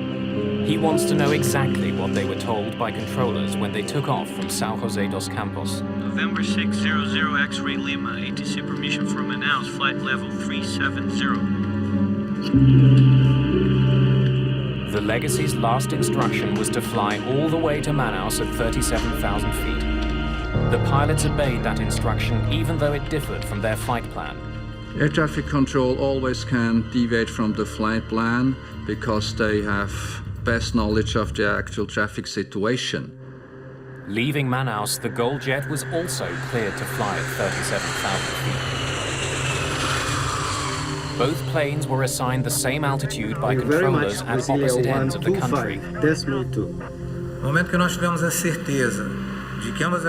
Once we were certain that both planes were flying at the same altitude, we knew for sure there would be a lot to investigate on the side of air traffic control. Ferreira turns his attention to conversations between controllers in Brasilia and the Legacy jet. The cockpit voice recorder from the Legacy gives investigators a remarkably detailed look into what happened on the private jet. The brand new Legacy jet has a state-of-the-art recorder that captures 2 hours of conversation. The CVR was probably the most important component in the investigation. November 600 X-ray. At 10 minutes to 4, the crew is told to change radio frequencies and get in touch with the controller monitoring their flight. Change frequency to 125050. Decimal 1, I'm sorry, 12505, good day. Good day. At this point, the Legacy jet is approaching Brasilia, but the crew never receives any instructions regarding their altitude. Brasilia, November 600 X-ray Lima, level 370, good afternoon. November 600 X-ray Lima. When the Legacy overflew Brasilia at flight level 370, according to the flight plan, it should have been descending to 360, but air traffic controllers simply forgot to give the order to the Legacy to descend to 360. The pilots would have assumed they were meant to stay at 370, 37,000 feet. No airplane should ever change altitude without receiving instructions from air traffic control. To discover why controllers didn't give that crucial instruction, Colonel Ferreira takes a closer look at the technology used to monitor the traffic over Brazil. So, can you call up the Legacy jet screen for me? Na tela radar, nós recebemos a informação On de the radar velocidade, screen, we see the altitude, speed, e o and the transponder transponder, que é o information of módulo each alfa, plane. que nós chamamos, que é o código transponder da aeronave para a identificação de cada aeronave. Each flight has an individual code assigned to it that helps controllers track it. Underneath that, there are two separate numbers. On the left, the plane's actual altitude. On the right, the altitude the plane is supposed to be at according to its flight plan. So here, the number changes to 360. As the Legacy jet passed over Brasilia, the number on the right, the planned altitude, changed. The computerized system automatically updated it. According to the flight plan, at this point, the plane was supposed to descend to 36,000 feet, 360. To my knowledge, only Brazilian air traffic control system is using this kind of design. In other parts of the world, this update has to be done manually. The computer changed a single number, which led to a critical error. Without much experience with the computerized system, the controller mistook the new planned altitude for the plane's actual altitude. Só que o sistema mudou automaticamente, mudando o nível autorizado para The nível system changed it automatically solicitado. from the E aí o authorized controlador acabou altitude to the planned altitude, which made the controller believe the Legacy was flying at E quando 360. o outro controlador veio assumir o serviço, ele passou para ele o nível que estava no plano de voo 360. Police investigators talk with the controller who was on duty when the number changed on the screen. It was shortly after that I went on break. Lucivando relieved me. He tells police about a critical mistake on his part. You have 5 aircraft. The Legacy is at 360. Before leaving, he handed his flights off to another controller, telling him where he thought the Legacy was flying. I believe it was at 360, and that's what I told you. When the new controller took over, the one being relieved gave him the Legacy's altitude information according to the flight plan, 360. But the jet was actually flying 1,000 feet higher, right in the path of the goal flight. Colonel Ferreira studies transcripts of conversations on board the Legacy and finds that the crew was having their own difficulties during the flight. How much longer, guys? That's a good question, Ralph. The crew seems unfamiliar with some of the jet's advanced systems. Still working out the kinks on how to work this flight management system. Where's the one that gives us total time? My impression is that the pilots were trying to learn their aircraft systems during the flight. Investigators also uncover a breakdown in communications. Brasilia, November 600 X-ray Lima, flight level 370, good afternoon. November 600 X-ray Lima. Squawk again. After a brief conversation between the Legacy jet and Brasilia November ACC, 600 Colonel X-ray Ferreira Lima, notices squawk something again. extremely unusual. Radar surveillance. Radar surveillance. For almost an hour, the Legacy pilots don't talk to anyone on the ground. They stayed 57 minutes without attempting any contact with air traffic control, which seems like a lot of time. After 57 minutes, they tried to call 12 times without success. 57 minutos, realizaram inicialmente 12 tentativas de chamada, sem sucesso. Brasilia, November 600 X-ray Lima. Palladino did try to get hold of ground control, but he couldn't get through. Brasilia, November 600 X-ray Lima. He then tried the backup frequencies listed on his navigation charts. Brasilia, November 600 X-ray Lima. November 600 X-ray Lima. His only contact, a single garbled message. 6 smoke 5. Sorry, say frequency one more time for November 600 X-ray Lima. Both pilots and air traffic controller should have been more concerned of maintaining two-way contact all the time. This is their duty.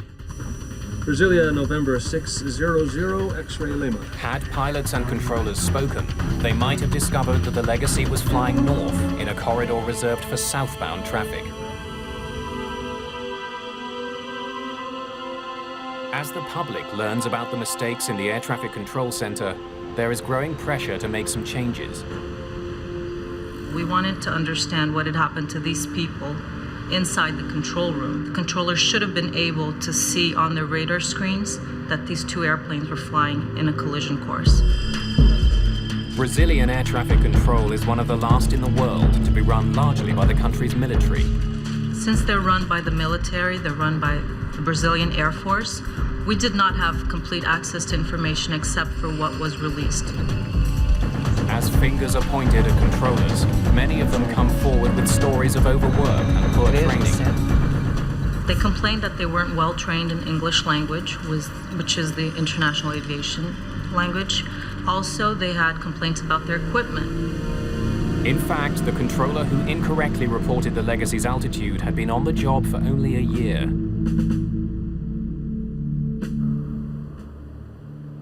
A valuable piece of the puzzle is still missing. Investigators still don't know what happened during the final minutes of the GOL flight. Soldiers have been scouring the Amazon jungle with metal detectors looking for the plane's missing memory module.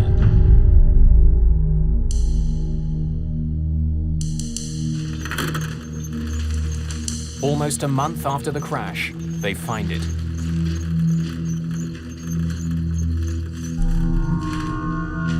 Colonel Ferreira hopes to hear some reason why the GOL crew wasn't able to avoid colliding with an oncoming jet. GOL 1907. Contact Brasilia. ACC on 125.2. A good flight. Thanks very much, Brasilia 12.2. GOL 1907. There are no alarms before the collision. No warning that they were flying straight for another jet. Pilots rely on air traffic controllers to keep other planes out of their path. They spend much of their time monitoring their instruments, not the skies ahead. At the speed they're traveling, they'd only have to look away for a few seconds to miss an approaching plane. There were no issues of communication and no misunderstanding between the pilots and air traffic control.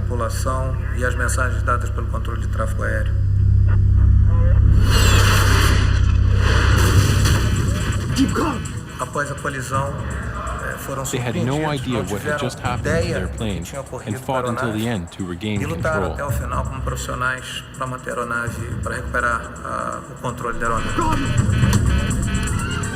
For less than a minute, the pilots struggle for control, but there's nothing they can do.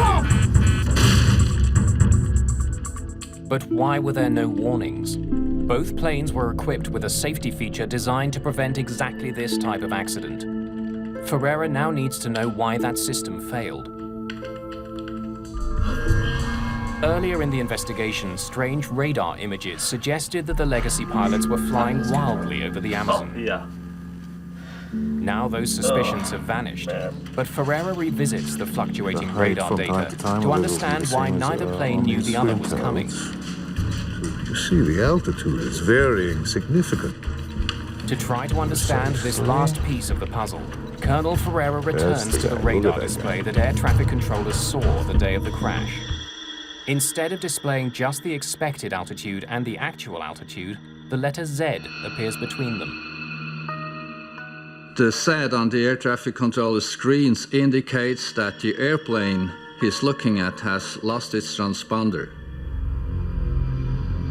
Modern commercial aircraft are equipped with transponders. Like small radio stations, they broadcast information on the plane's altitude and flight number. This information is received by computers on the ground and instantly displayed on the screens of air traffic controllers. In Brasilia, if the transponder fails, so-called primary radar takes over automatically. Signals are sent out from the ground that hit the target and return. Those readings are wildly inaccurate. Primary radar only is a passive indication of anything that is flying through the airspace. The difference of the actual altitude in the primary radar system might differ several thousand feet. The inaccuracy of the radar tracking the Legacy jet explains why its altitude appeared to be rising and falling.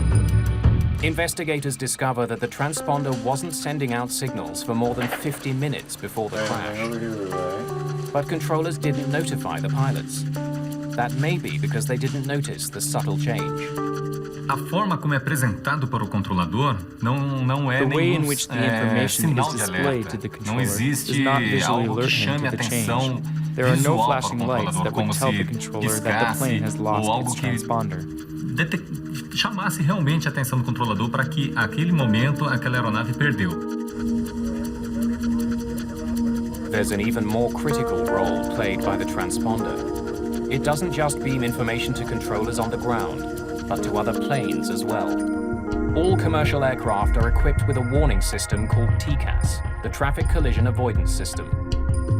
TCAS gives relative position of other airplanes within range of your own airplane. TCAS picks up a signal from an oncoming plane's transponder and issues a warning if it's too close. If either plane's transponder is off, the system won't work. What the hell is that? Ferreira discovers that the Legacy's transponder was working early in the flight and after the collision. But for more than 50 critical minutes, it was silent.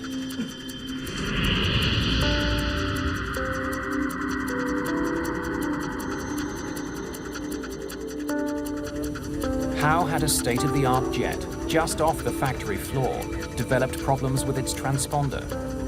Parada de funcionamento de transmissão do transponder. The failure of the transponder certainly contributed to this accident. Para a ocorrência do acidente. E nós tínhamos and we had to find out what caused it to fail. O que causou essa interrupção no funcionamento?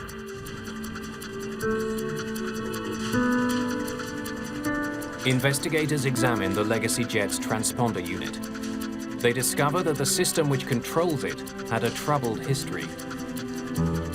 It had been installed on a different plane, but removed because it wasn't working.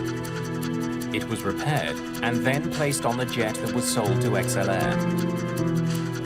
Investigators have the system tested. But even with its suspicious past, after the crash they can find no obvious problems with the plane's transponder.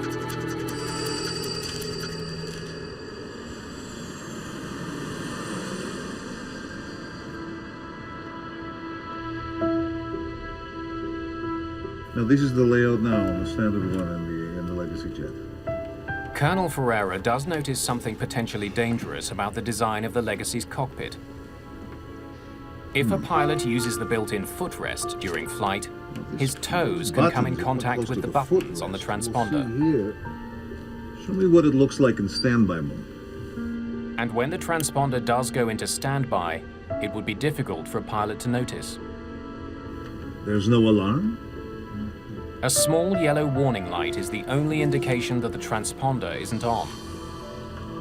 It was not easy for the pilots to detect that because it's not hooked up with the central warning and alert system.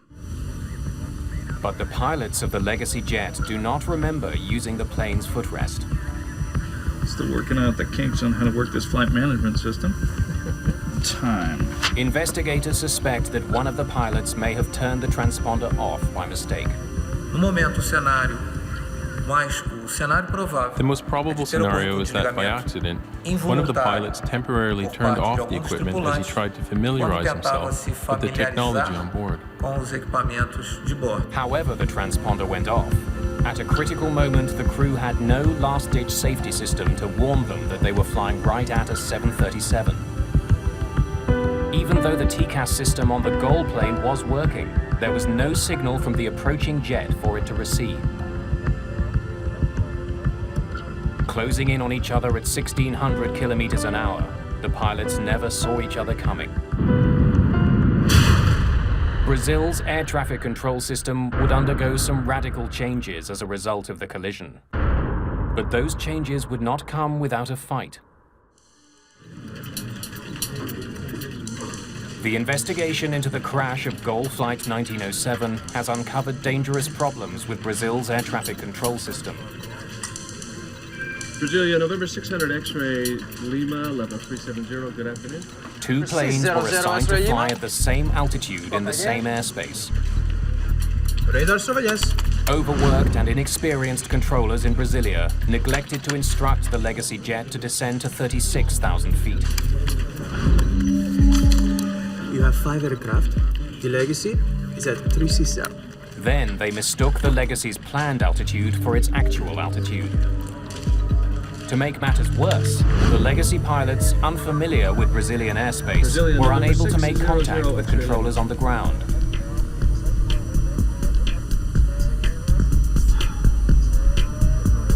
And somehow the transponder, which broadcasts their location in the sky, went silent,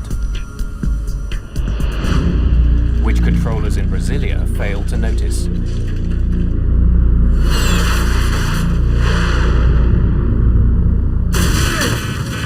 Keep going!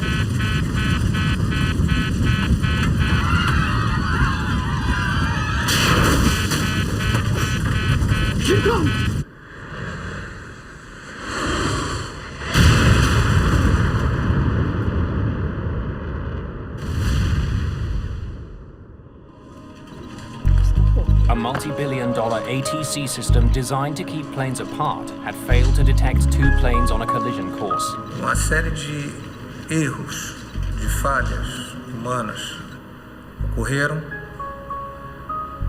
e onde as defesas, one by one, a series of human errors occurred, and all of the defense systems that exist to avoid these errors were para defeated. evitar esses erros foram sendo uma a uma vencidas. A month after the crash of the Gol passenger plane, controllers begin a work to rule campaign. They want to draw attention to problems with the system. Once they did start working to the rules and not stretching them anymore, this triggered what we called the aviation crisis in Brazil. At a certain point, maybe 40% of flights in all of Brazil had over an hour delays. Following the crash and the work slowdown, changes start being made. There has been a lot of changes in Brazilian aviation after the accident, specifically with regards to air traffic control. The Air Force had to admit that they had a shortage of controllers, and also there's a higher degree of accountability. In the United States, the Federal Aviation Administration issues two recommendations as a result of the tragedy. Pilots flying Legacy jets are warned of the possibility that putting their feet up in the cockpit could accidentally turn off the transponder. And manufacturers are told that an alarm should sound if the TCAS system shuts off. The controllers who were involved in the crash are charged with varying degrees of manslaughter.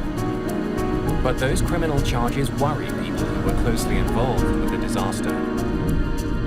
Trabalhar uma investigação com fins de prevenção, quando existe uma pressão muito like grande ours, which de focuses outros on processos prevention, criminais suffers huge setbacks when there is oriundos pressure de to lay uma charges. comoção muito grande por ter sido o maior acidente. By blaming people, we might be creating a culture where people will not come forth and be honest about failures and mistakes. And when we try to hide that, things get swept under the carpet, and soon enough they'll come out again. Nenhum controlador sai de casa hoje pensando que vai bater no avião ou ele quer bater no avião. Então, a criminalização só atrapalha a investigação que no futuro pode vir a evitar novos acidentes. More than 2 months after the crash, the crew of the Legacy jet is finally allowed to return to the United States. Joe and Jan barely got out of the country. There was an attempt to hold them under what I thought was a cobbled together initial criminal charge of, quote, failing to ensure the safety of Brazilian skies. While we are all grateful for the safe return of Joe and Jan and everyone aboard the Legacy, we are all saddened by this tragedy which took many innocent lives. More than a year after the accident, the Legacy jet that survived a mid-air collision was still at the airfield in the Amazon. Its maiden voyage cut short by a tragic series of technological and human errors.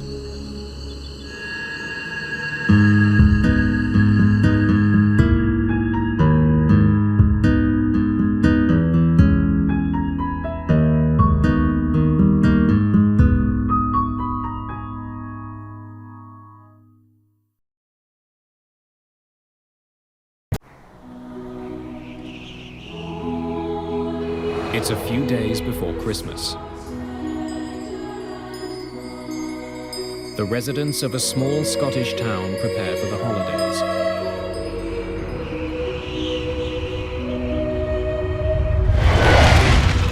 Danger is fast approaching.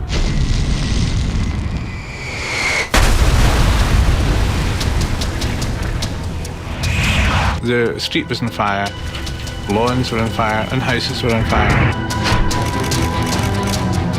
I had never seen anything like that. Christmas is just going to be remembered for all the wrong reasons. A devastating plane crash shatters a village and captures the attention of the world. It was one of the most significant terrorist attacks in history. The mystery is finally cracked by a piece of debris smaller than a fingertip.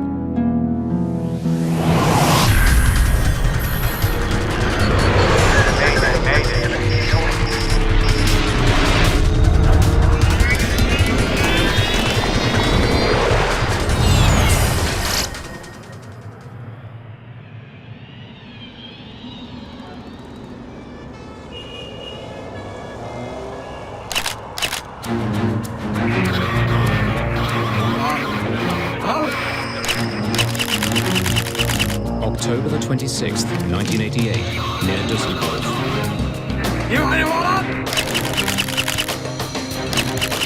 For weeks, German police have been following a group of suspected terrorists around the ancient town of Neuss. Today, they'll make their move.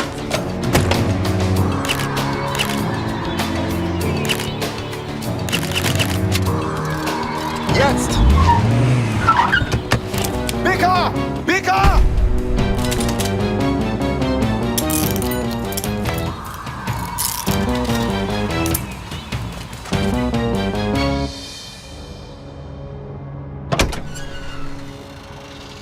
In the trunk of their car, police make an unusual discovery.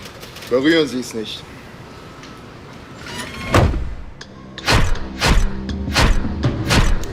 Police raid apartments used by the two men.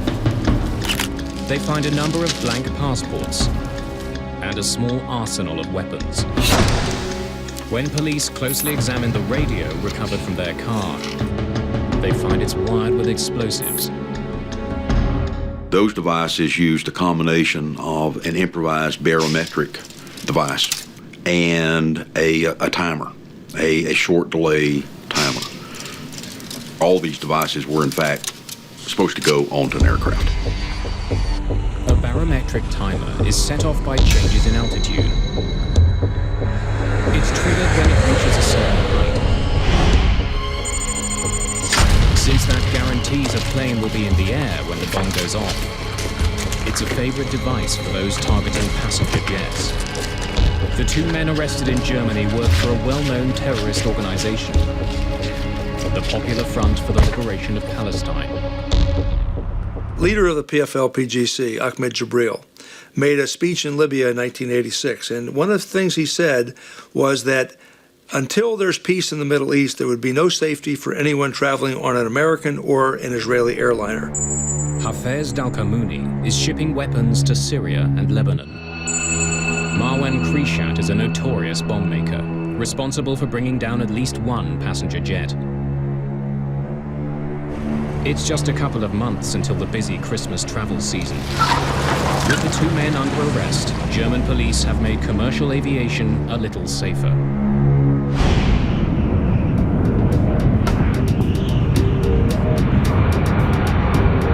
Later, Pan Am Flight 103 is on its way from London to New York.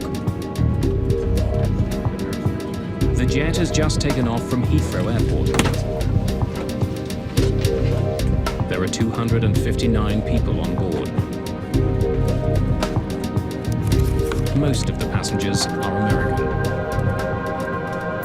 Charles McKee actually works for the US government. Khalid Jafar lives in Detroit and is returning home from a trip to Lebanon and Germany. The first part of the trip to the United States takes the plane northwest up over Scotland. The so-called Daventry departure is one of 6 preset routes that jets follow on their way out of Heathrow. Lockerbie is one of several small towns the plane will pass over. Tucked away in the Scottish lowlands, residents are barely aware that they live below a busy aerial highway.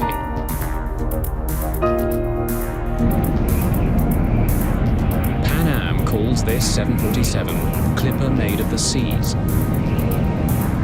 As it levels off at 31,000 feet, the crew gets in touch with air traffic control. Good evening, Scottish. Clipper 103, we are level at 310. 103, you are identified. Captain James Macquarie is 55 years old. Like many passengers on this pre-holiday flight, he's heading home.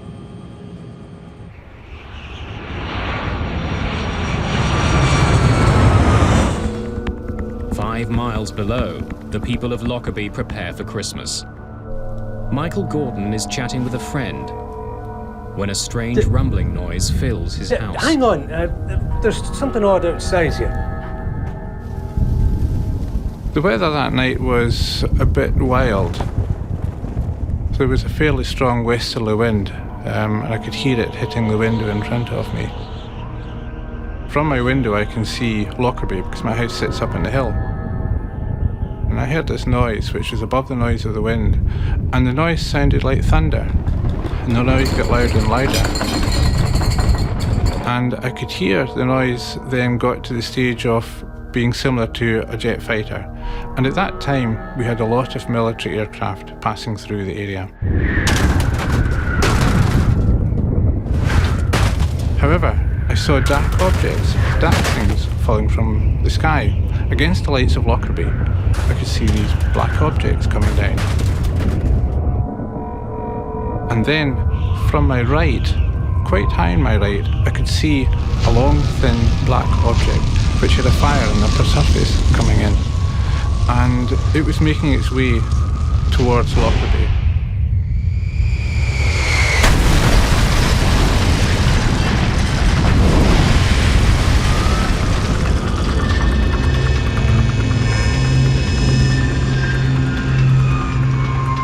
When it hit, it was the most horrendous explosion, and I could hear the tiles on the roof of my house lifting. Hello? Hello? When the explosion took place, the telephone line stopped functioning.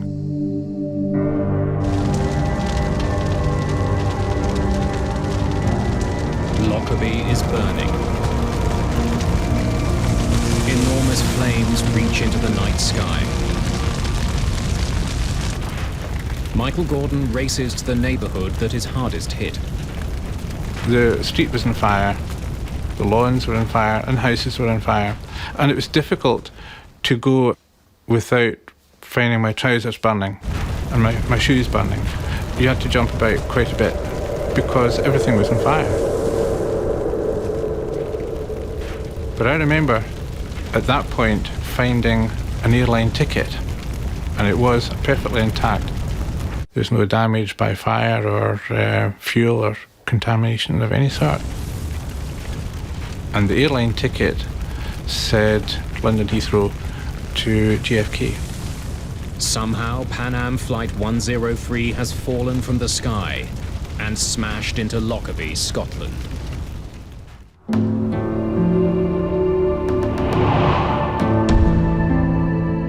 In the daylight, the full horror of the crash of Pan Am Flight 103 is obvious. Several houses on the ground have simply vanished, vaporized when the plane smashed into them. An enormous crater is torn through the southern edge of the town. 1,500 tons of rock and earth have been blasted out of the ground. 11 people from Lockerbie are dead, along with all 259 people who were on board. As far as I know, I've lost my brother-in-law, my sister-in-law, and their house is just a 30-foot crater. In the ruins of their homes, they search for the bodies of the aircraft's passengers. Such a catastrophe, so sudden, so great a shock for a quiet town. It looked like a scene out of hell. This whole road was ablaze. Didn't know what it was, and then we rushed outside and just all this debris coming down. Air crash investigators have arrived in Lockerbie within hours of the crash. Mick Charles is the lead inspector for the British Air Accidents Investigation Branch, the AAIB. One of the first sites we went to was the site of the crater that was still smelling very much of aviation fuel for a start, and scattered all around were bits of debris and in some cases human tissue as well. Charles quickly gathers his team to begin looking for clues. It was all heaving, it was happening, there were loads of people, and it was to some extent chaos. You'll be organised into groups, headed by an AAIB inspector. Does anyone have any questions? The sooner we start, the better. More than 1,000 police officers and 600 members of the military pour into Lockerbie. You always have this sense of wanting to get to grips with what it is. It was quite clear that whatever it was colossal.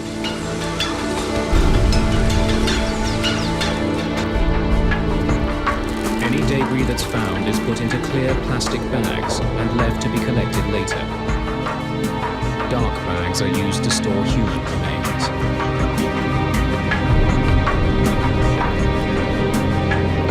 It's just days before Christmas, but the holiday spirit has been shattered. At the start of the investigation, what we were doing was finding out which bits of the aeroplane were where, actually finding all the aeroplane. The sheer scale of the disaster is difficult to comprehend. Chris, the RAF have offered us a helicopter. Can we use it? Absolutely. It's the With quickest so way to much see what's wreckage what. being found, All right, I'll get investigators need to get a bird's I'm eye afraid view this is all we and can offer you locate at the the moment. largest fields of debris. The maps of that area were a very short supply, and we ran out of them very quickly, so we had to use black and white photocopies initially. Investigators bring local police officer Michael Gordon with them to help in the search. The intention was for me to be able to identify geographical landmarks and identify parts of the aircraft.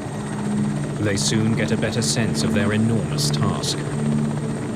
When we were in the helicopter, we could see that the wreckage came out in a cone shape, emanating from Lockerbie, and the cone shape got wider and wider the further from Lockerbie. The principal feature that I was looking for was to try to establish some pattern of the wreckage which would basically help me direct the ground investigators. They're shocked by what they find. Pieces of the plane are scattered over an area larger than all of London. More than 2,000 square kilometers. It quickly becomes clear that Pan Am 103 was coming apart long before it hit the ground. Normally, you're seeing a fairly contained accident site. In Lockerbie, it was nothing like that because initially the police had identified half a dozen discrete sites. A 747 is made up of more than 6 million parts. In the mangled remains of the jet, investigators need to find the one that will tell them what happened. The plane's cockpit is eerie proof that Pan Am Flight 103 broke apart in midair. Severed from the rest of the plane, it's 4 kilometers east of the city. When looking at the cockpit, I was looking at the roof of it, and the windows were intact. The actual nose part had cracked open, but it was as if it had been chopped off just aft of the cabin, and you could walk round the back and look into the cabin section from the back. Inside the cockpit, investigators note the positions of various switches and controls. They find the autopilot is on and the oxygen masks are still stowed. This is a fairly standard procedure which we would do in any such investigation. The end result was that there was nothing at all untoward found in the cockpit. Everything was consistent with cruising flight. Soon, investigators discover why the damage to Lockerbie was so devastating. The main wreckage which fell on the town of Lockerbie was the wing, which is basically both the left and right wing, complete with the structure in the middle. Investigators estimate that the plane was loaded down with 90,000 kilograms of fuel.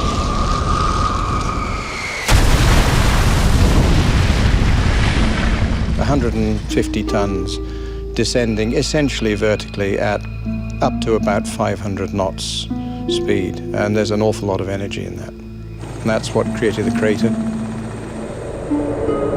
To find the cause of the crash, however, investigators will have to look elsewhere. They need to examine wreckage found south of Lockerbie.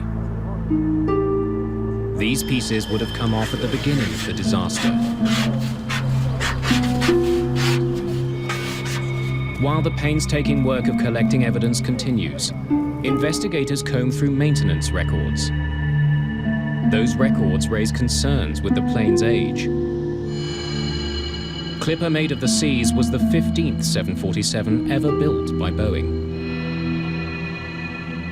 This was one of the older Boeing 747s. It was built in 1970, so it was 18 years old and had got something like 75,000 flying hours.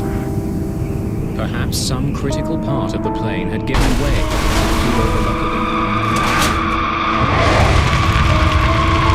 The two obvious possibilities were that it was a straightforward structural failure, or it was possibly the result of sabotage. McCharles, Tom Thurman, FBI. Good to meet you, Tom. I was expecting you. Well, While the investigators are searching for possible answers in the history of the plane, the second possibility, sabotage, is also being pursued. We were there to provide technical expertise to the Scottish investigators into explosives and explosive damage, and that the telltale sign that it could be a bomb.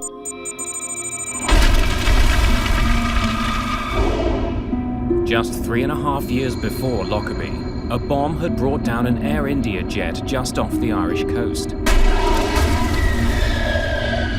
In that case, the plane and vital clues sunk deep to the bottom of the sea. But the wreckage of the Pan Am flight litters the Scottish lowlands. If it was a bomb, there's a chance that important evidence can be found. What kind of logistical effort is it going to take to find everything, and I mean everything, and bring it back to a location to be able to look at it and come to some conclusion? With the fragments that we found on the ground, we were picking those up. We were looking for blast damage on these pieces of metal. But until we found something that said it was a bomb, physical evidence, it was an accident. We were very mindful of the fact that there was plenty of reports in the media about it being a terrorist act. It's a question of what evidence you find and which direction to take the investigation.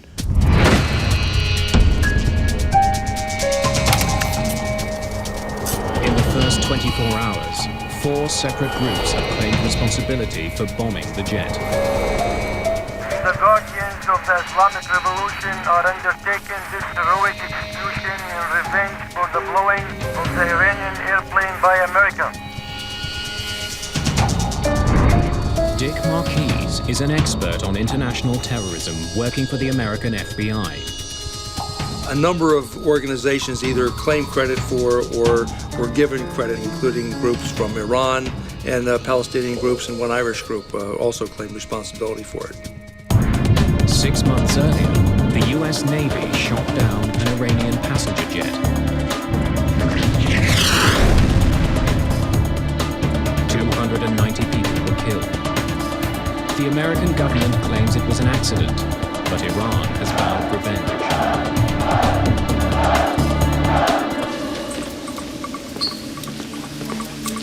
Other threats had been made in the weeks before the crash.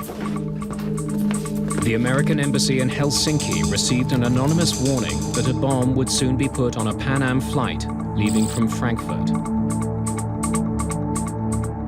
Officials eventually discounted the threat, but a notice was posted in American embassies. Many of the passengers who boarded Flight 103 had come from Frankfurt on a connecting flight.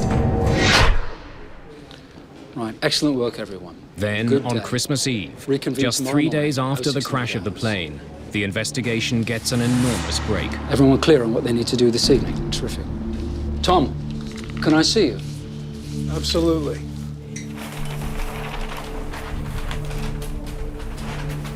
Yeah. You'd like to put your gloves on, I think, for this. Mick Charles had a bag and had a piece of metal in the bag. What is it? We think it's a piece of luggage rail. It helps guide the cargo containers into place. Inspectors in the field discovered items which they recognized as being not part of a normal failure sequence that you would expect if it had been a structural failure. Nick, this has been very near an explosion. That's what we thought as well. Small marks have been made on the metal. Craters that are the telltale signs of a bomb. The hot gases of the combustion process of the explosion hits a piece of particularly metal, and it puts pits in it like you would take a blowtorch. Take a blowtorch and you have a piece of metal and you just barely touch the piece of metal, it'll make a little hole down into the metal. It's the first piece of wreckage from outside the town of Lockerbie to show any signs of being damaged by fire. Where did you find it? I'll take you out in the morning. The Scottish countryside is about to become the largest crime scene in the world. It's Christmas Day, 1988.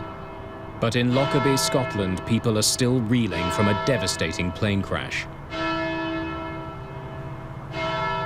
Christmas is just going to be remembered for all the wrong reasons. It's just tragic for everybody. I'll never believe in God again. For air crash investigators, December the 25th is treated like any other day at work. That was, in my mind, the most distinguishing characteristic of Lockerbie. And although it was over Christmas, you just stay there and you do what you have to do. Investigators converge on a farmer's field outside of the town. Over here! Keep yelling! We can't see you! Over here! The weather had turned horrible. Foggy, kind of misting rain. You couldn't see 10 feet in front of you. And there was debris literally all over the place. Another piece of the baggage compartment rail has been found.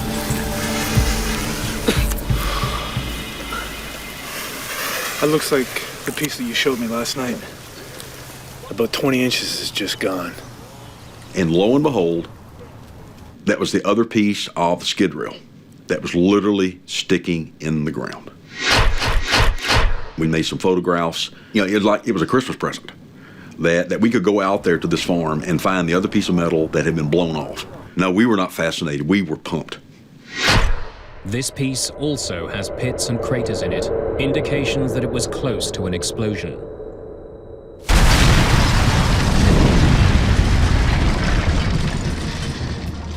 The pieces of wreckage are part of the southern debris field, and near the beginning of it. The placement suggests they were some of the first parts to break off the plane. We were very suspicious that it was a bomb which had caused this destruction. But we were not prepared to say anything until we'd had those details confirmed by the forensic experts. A British forensics lab has made the critical link.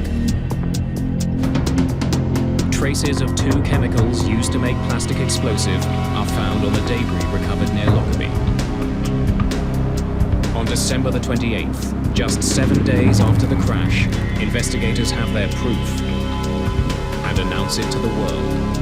It has been established that 2 parts of the metal luggage pallet's framework show conclusive evidence of a detonating high explosive.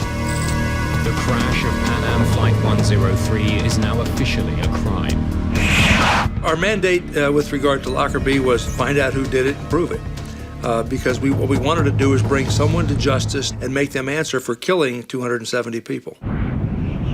With terrorism now the official cause, rumors start to fly. Speculation eventually focuses on two passengers. Charles McKee works for the US Department of Defense. Charles McGee was returning from the Middle East, where he was working trying to free hostages that had been taken in the Middle East during the mid-1980s. The hostages McKee was trying to release were being held in Lebanon. In 1988, a civil war was tearing that country apart. Americans were seen as useful bargaining chips. There was speculation in the media that Charles McKee may have been targeted by terrorists because of the work he was doing. McKee isn't the only passenger who captures the attention of the media. Khalid Jafar was 20 years old and was returning home to the US after a trip to Lebanon and Germany. Perhaps a bomb was carried on board an aircraft by someone who may have had a Middle Eastern-sounding name. Jafar was examined as a potential suspect. The story makes it as far as the US Congress, but no proof can be found that Jafar was involved or that McKee was the intended target. We looked at every single passenger on the plane to see if, in fact, someone could have given them a bomb. The evidence proved that not to be the case. In Lockerbie, investigators from the AAIB continue to sort through the tons of tangled metal. We could, I suppose in theory, have just stopped, but we thought, we know it's a bomb, we have all of the wreckage over land, it's an ideal opportunity to recover it all and to understand it properly. We knew it was a small bomb, but we didn't understand the explosive processes. Investigators are particularly interested in the hull of the aircraft. They move pieces of it to a military hangar just outside of town.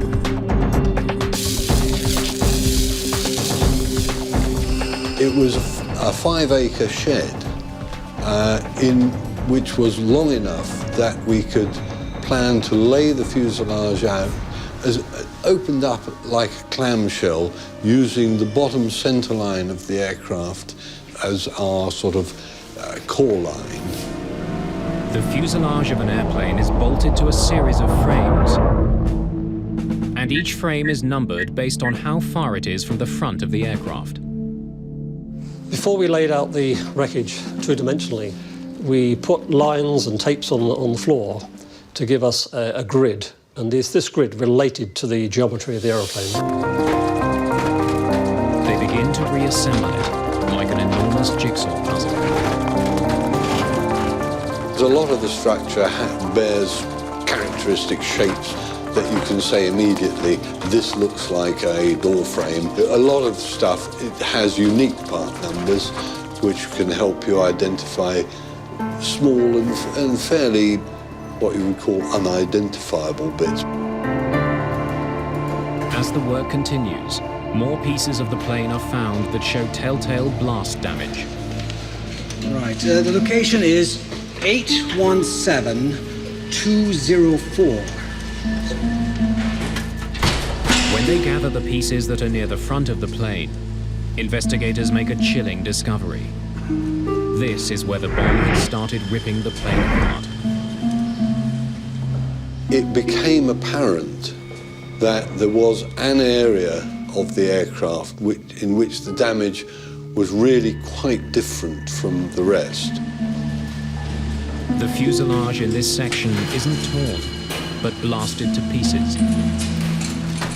The fuselage structure in the area of the explosion was blackened and sooted. The fractures were very rapid and jagged, unlike normal tearing fractures of skin. Frame 700 runs right round here.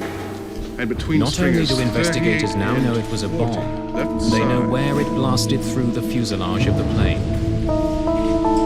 Just outside of the forward luggage compartment.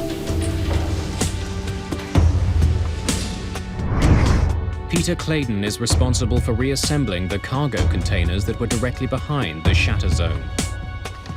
The main goal I had was to identify the baggage container that contained the device. We had maybe 20 baggage containers of a similar construction.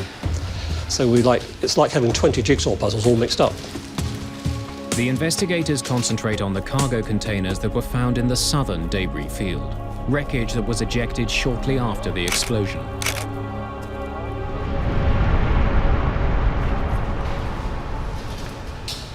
We concluded that there were only two on the aircraft, one made of aluminium, one made of fiberglass, and they had been adjacent to each other on the aircraft, and they were the only two that exhibited evidence of an improvised explosive device having detonated. The metal container, AVE 4041, is of particular interest. It was resting directly behind frame 700, where the blast damage is the worst. The damage caused to the metal container was quite severe. The damage to the adjacent fiberglass container, I think you might call it collateral damage. Investigators create a simple framework and attach the pieces of the real cargo container to it. As they do, it becomes clear. AVE 4041 carried the bomb that brought the plane down. Closely examining damage to the floor and the side of the container, investigators are also able to pinpoint the height of the bomb, where it was in the container when it exploded. What that said to me was that the device was probably in a suitcase, and that suitcase was probably not on the floor of the container. It looked like it was one level up. According to luggage records, it means that the bag containing the bomb had come from a connecting flight. While investigators are assembling a piece of the metal container, they discover a fragment of wreckage that doesn't belong. When I was looking at it, I saw a little piece of debris trapped in one of the folds. So gently flexing this apart, it fell out. When I looked at it, I could see it was a fragment of a printed circuit board, an electronic circuit board. Can you bring me a camera and an evidence bag, please?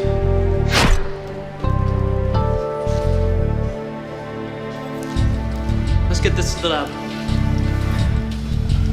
I didn't know whether it was a bomb part of the airplane really or what. It could have been somebody's shaver, for all I know. Eventually, forensic experts in Britain determined that the circuit board was a piece of a specific brand of radio. News of the discovery makes its way to Washington. It reaches Tom Thurman, who's returned to his office there. And lo and behold, an identification was made into a Toshiba SF-16 radio. And ironically enough, the name on the side of that radio, just as a brand name, I guess, was called a bomb beat radio. The radio cassette player had hidden the bomb. It's very similar to the one that was recovered by German police when they cracked the Palestinian terrorist cell 2 months before the bombing. Had German police somehow missed something? Had a bomb made here been used on the Pan Am flight?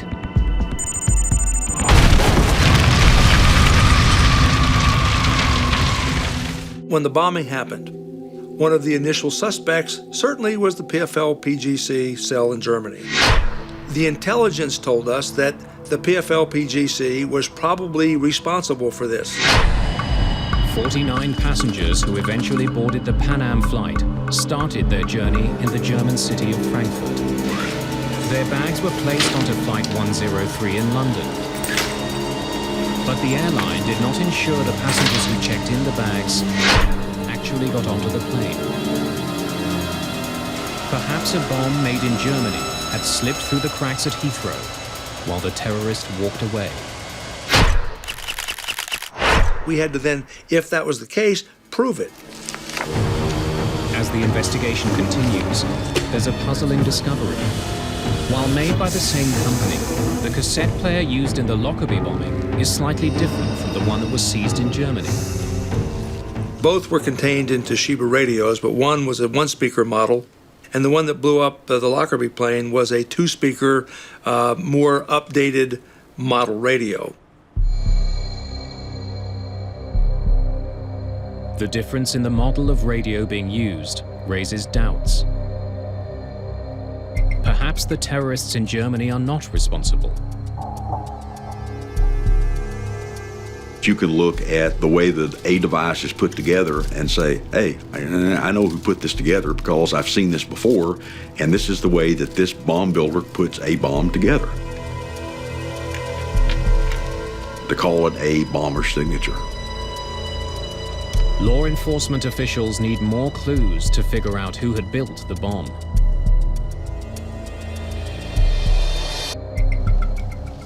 Perhaps the suitcase it was packed in can provide those clues.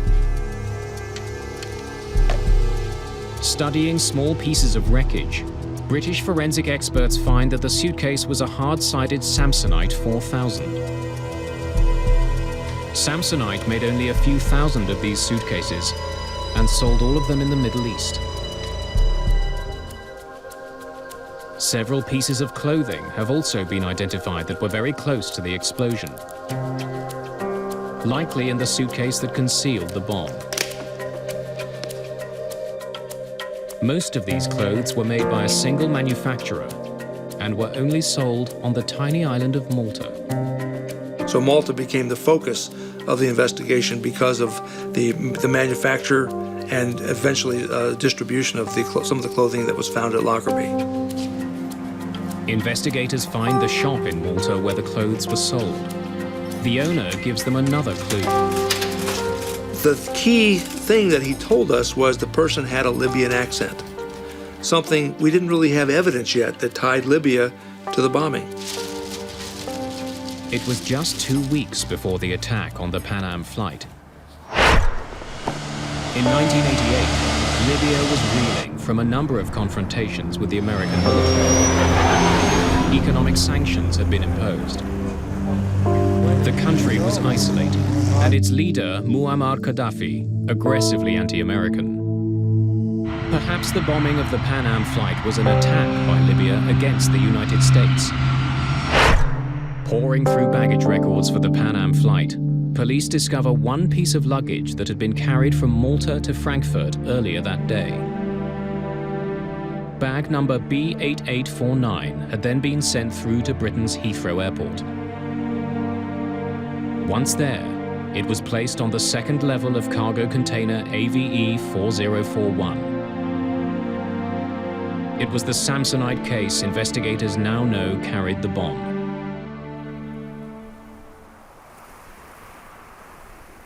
More than a year after the crash, a new discovery in Lockerbie helped simplify the confusing series of clues. Forensic experts discover another circuit board from among the clothes that came from Malta.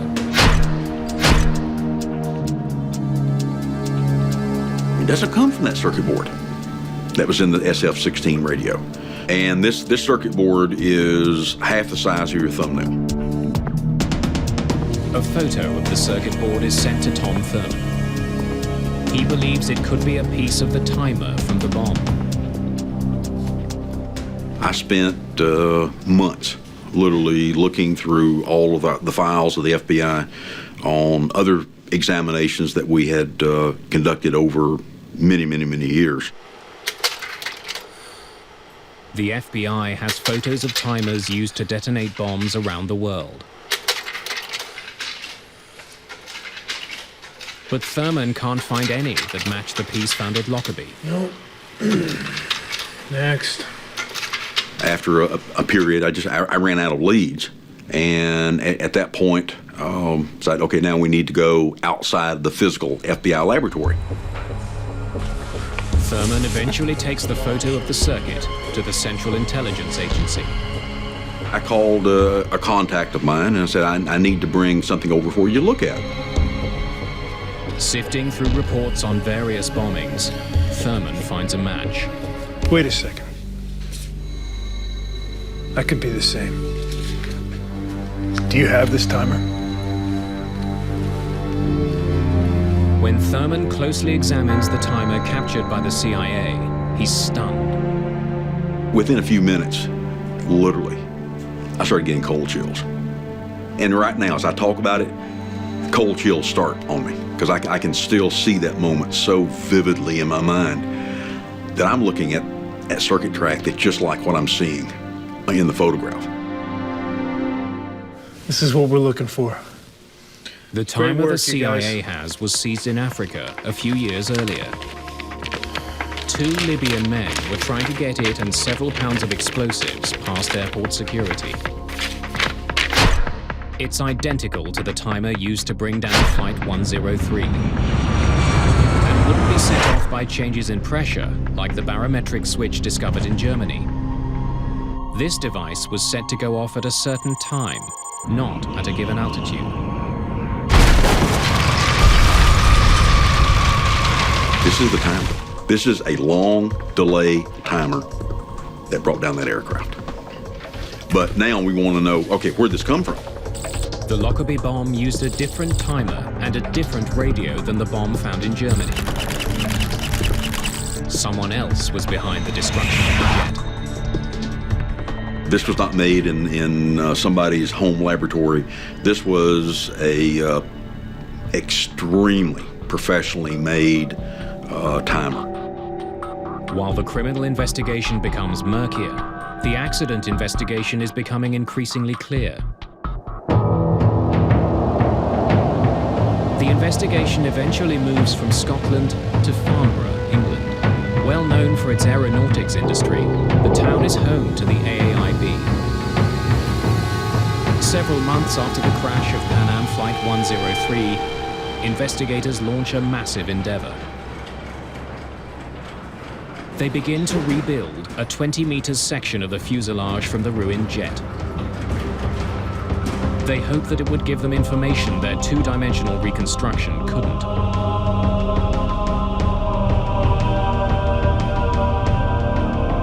They can see that the explosion tore a 1.5 by 5 meter hole in the side of the plane. Chris Prothero is a senior inspector of air accidents at the AAIB. What was very difficult to understand was the fact that this area of direct damage was effectively a pinprick in relation to the size of the aircraft as a whole, and it was very difficult to understand how this pinprick of damage had resulted in such a comprehensive destruction of the aircraft. The bomb that brought the plane down had less than 0.5 kilogram of explosive, yet its destructive power was immense. Investigators want to learn more about how shockwaves behave inside a jet. It's rather like a freeze frame on a video footage. If you can capture that point as the thing is coming apart, it tells you a great deal about the way it's coming apart. What they discover is that the initial blast wave wasn't the only one to damage the plane. A large section of the ceiling of the aircraft has been pushed up with so much force that the rivets connecting it to the plane's frame popped. It wasn't torn apart, but blasted by a shockwave. The other features that the 3D reconstruction allowed us to identify were areas of remote pressure damage on the crown skin and other areas where explosive shock had been channeled through the internal spaces in the aircraft. The inside of a jet acts like an echo chamber, bouncing the shockwaves of the bomb around. They gather strength until they encounter a weak spot in the skin. When they do, they blast through. The work in Farnborough is powerful proof of how destructive even a small bomb can be.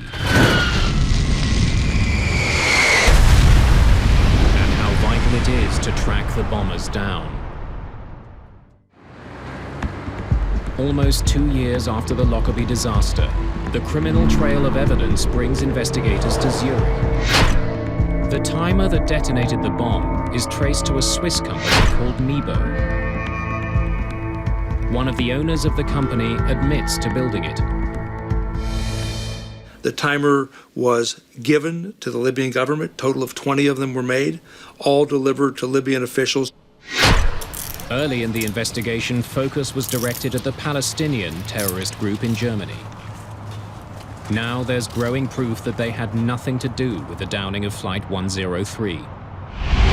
There were any number of suspects, and it wasn't until we kept putting everything in one pile, and the pile kept stacking up, and it spelled Libya. Criminal investigators have linked the timer that detonated the bomb to Libya. They know that a Libyan bought the clothes that were in the suitcase. And they know that Libya has a recent history of military confrontation with America. All they need now is the bomber himself. In 1999, they finally have him. At the time of the disaster, Abdel al-Megrahi was an intelligence officer for the Libyan government. He's arrested and charged. He was a high-ranking Libyan official. He certainly could have access to whatever he wanted. Our investigation determined that Megrahi also had a front company at Mibo. He had been there many times. They certainly knew each other. When you start to see all the connections and these things just start fitting together, it made it easier to accept our evidence. In 2001, Scottish judges sentenced him to life for the murder of 270 people. 2 years later, the government of Libya officially accepts responsibility for the bombing and pays $2.7 billion to the families involved. Anger is also aimed at Pan Am for the role it played in the disaster. A Scottish inquiry points a finger at the company. The passenger who checked the bomb onto Flight 103 did not get on board. It's a fact that Pan Am could have discovered had it been following proper procedures. One of the things we discovered when we looked into the bombing of Pan Am Flight 103 was that there were several bags on that plane that did not correspond to passengers. One of the changes that came about as a result of the Air India bombing was that airlines were forced to make sure no bag was put on a plane without a passenger accompanying it. It's called passenger baggage reconciliation. Without proper notification, Pan Am had stopped matching passengers and baggage at Heathrow Airport. So that rule that said that all passengers and luggage have to be matched was not followed. The company was eventually found guilty of willful misconduct.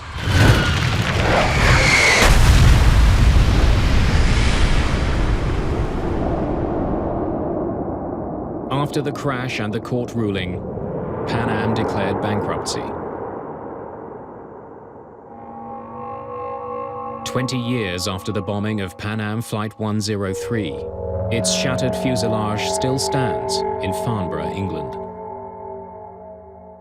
Those pieces may soon be used to train investigators here and around the world. A critical aid in case terrorists strike again. The enduring feeling I have as a result of Lockerbie is the tremendous level of cooperation we had from all the agencies. And considering that there were about 2,500 people with the military, the police, and so on involved in this, I think that's a great tribute. Lockerbie was a rare occasion that we felt honored to be a part of, to help make this happen. You know, we played small roles, but everybody played small roles to make big contributions to an overall success. In the town of Lockerbie, there's little evidence today of the horror that exploded from the sky 20 years ago. In a small church, near where the dying plane's cockpit landed, is a stark reminder of the toll of terror and the importance of bringing the guilty to justice.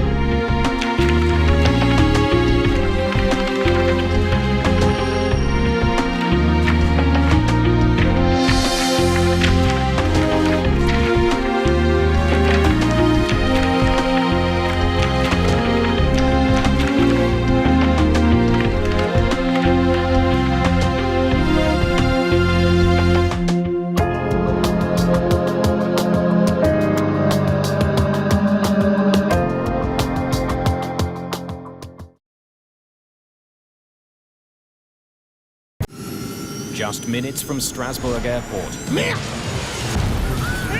Airbus A320 slams into a mountaintop.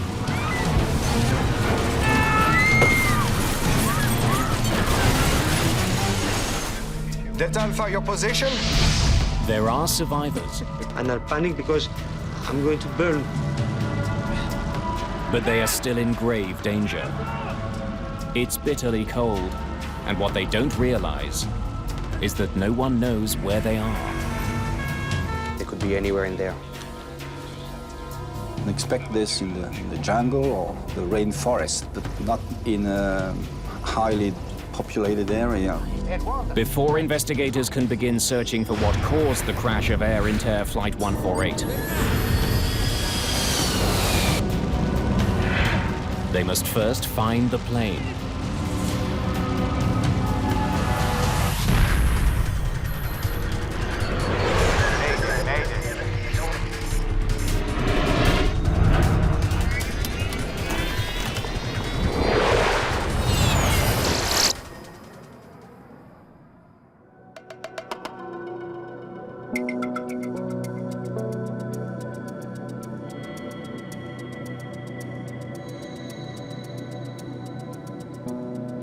January the 20th, 1992.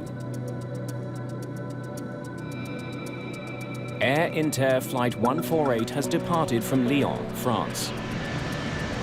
124.905, thank you. Captain Christian Hequet and First Officer Joël Charubin are experienced pilots with over 12,000 hours of flying time between them.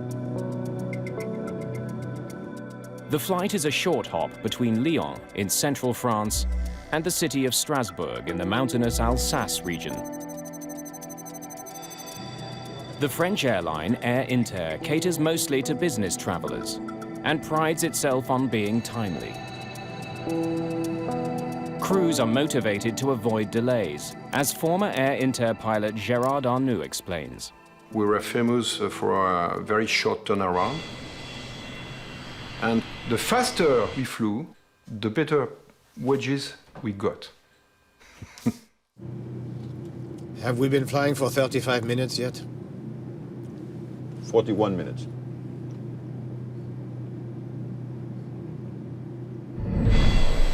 The crew is flying an Airbus A320, one of the most technologically advanced commercial airplanes in the world. Even before takeoff, the pilots programmed the autopilot to land on a specific runway in Strasbourg. The cockpit of the A320 is also very different from other planes.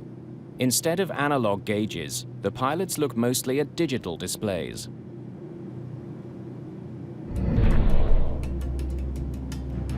Strasbourg, good evening. Runway News 05. Transition level 50. Wind 040 at 18 knots. Visibility 10 kilometers. A recording from Strasbourg Airport informs the crew of a change in plan.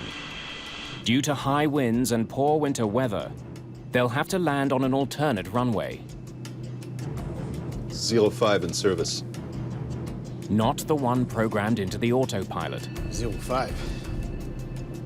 What sort of wind are they giving us? 18 knots. 18 knots. Captain Hequet doesn't like the idea of changing runways. No chance. He was hoping to use runway 23, an approach that provides the autopilot with a precise navigational fix. The new runway, runway 05, is surrounded by mountainous terrain that can interrupt radio signals sent to the autopilot. You know, if we go with the runway 05 procedure, we... Oh, no. Captain Hequet suggests a compromise. I'm putting back runway 23. Otherwise, I couldn't make the ILS interception. He'll program the autopilot to fly towards runway 23. But near the airport, the captain will take over the controls and make a visual landing on runway 05. You're taking 23 then? Yes!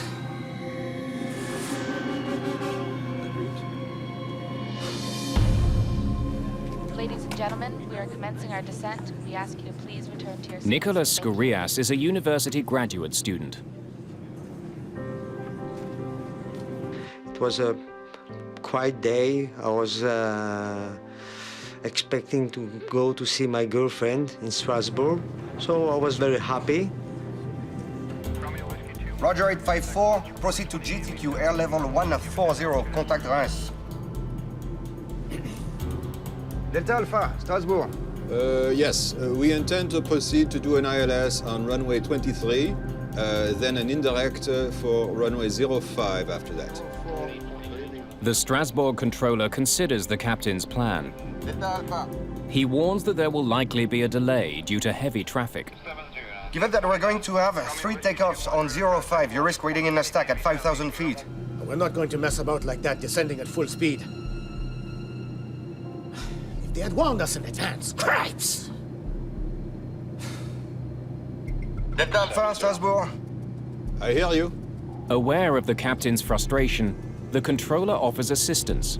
If you want, I can take you with the radar to lead you to Andlo at 5,000. Andlo is a navigational point on the approach to runway 05. It helps pilots align the plane for landing. Yeah, that's good. Oh yeah. Okay then, turn left to heading 230 degrees. 148. Turn left to heading 230 degrees. There you are. That will save you some time. Since runway 05 doesn't allow for a full autopilot approach, the captain must calculate the angle of descent on his own. That makes 3.3 degrees.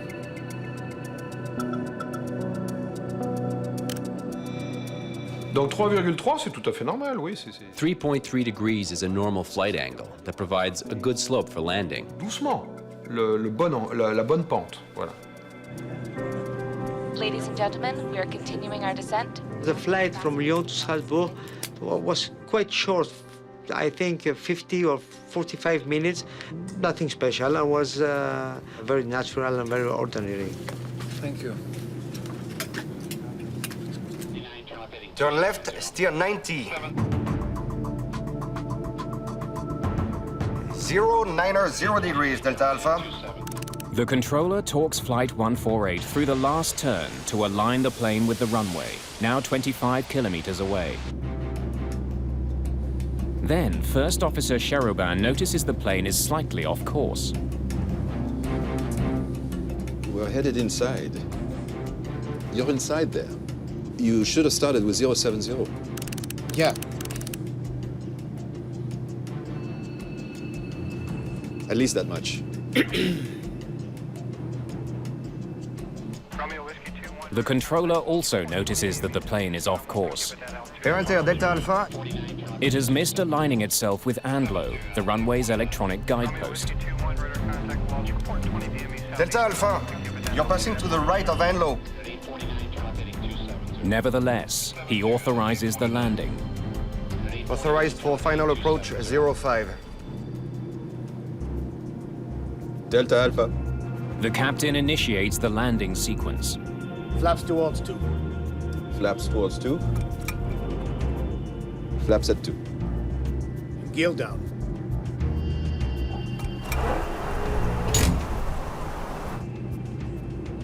Ladies and gentlemen, we are going to land in a few minutes. Heke notices that the plane is traveling too fast, so he extends the speed brakes. They disrupt airflow over the wing, which helps create more drag to slow the plane. We have to watch our descent. The approach axis. The first officer is more concerned with their horizontal position in relation to the runway. It was 60. Check it out. Wait. But before the crew can adjust their course,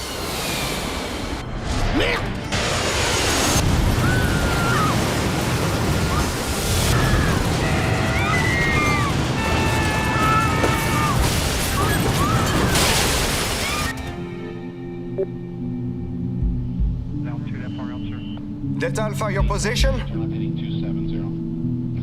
Air Inter, Delta Alpha, Strasbourg.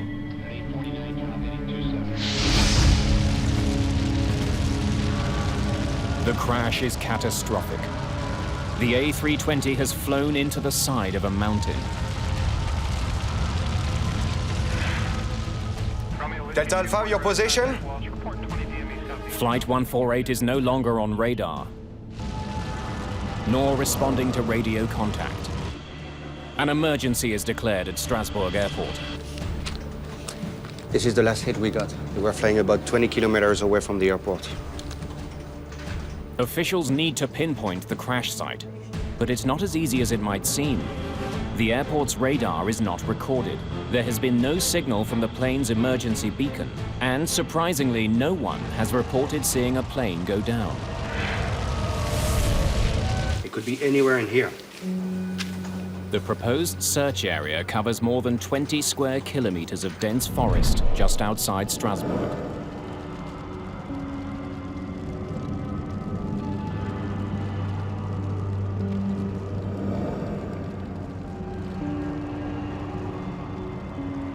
Nicolas Scorias survives the crash of Air Inter Flight 148 with only minor injuries. I took off my seatbelt, I got up, I tried to find my suitcase in the lockers, but there wasn't any lockers. I realized that I was alive. It was a crash. I saw a fire in front of me, and I panicked because I said to myself, I'm going to burn. I went to the back of the plane, of what remained of the plane. I found some other survivors. Come on! It's gonna blow! I was afraid of the explosion. I was panicked. With the smell of leaking jet fuel in the air, the survivors move away from the burning plane.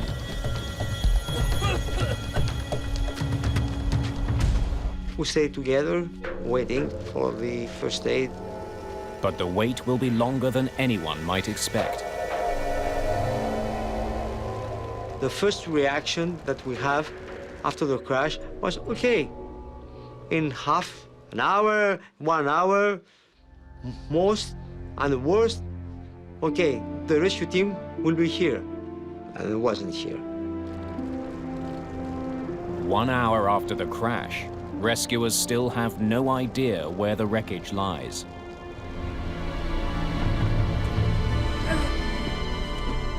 Scorias and the others now face a new ordeal. Surviving sub-zero temperatures in a dark and isolated forest.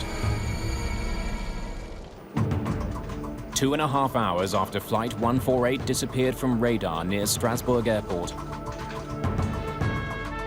the missing plane has still not been located. Amidst growing tension, the French Aviation Bureau, the BEA, sends in its lead investigator, Jean Pariès. I immediately called my two main investigators, and we organized the GO team, and we got prepared to rush to the site as soon as this site was located somewhere. The delay feels like an eternity. A little bit surprisingly long. We can expect this in the jungle or the rainforest, but not exactly in a highly dense populated area like the Strasbourg area. With no help in sight, Scorias returns to the wreckage to look for more survivors.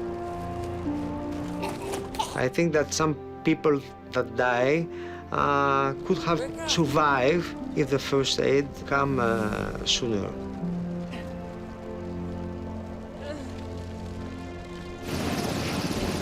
Nearly 1,000 people search for the missing plane.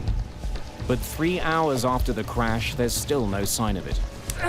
Frustrated, Scorias goes looking for help. He stumbles into a TV crew trying to find the crash. But with no wreckage in sight, they react with skepticism. They didn't expect survivors from an airplane crash. Hey, you have to believe me! They didn't believe that I was one of the survivors, but believe me, I was, because my face was black due to the smoke, the kerosene, and so on. Come on! The journalists follow him back to the crash site. where they discover 8 other survivors.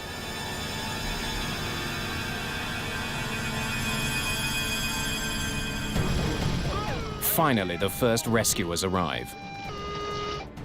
The crash site is located near the top of the 2,500-foot Mont Saint-Odile, 19 kilometers from the runway.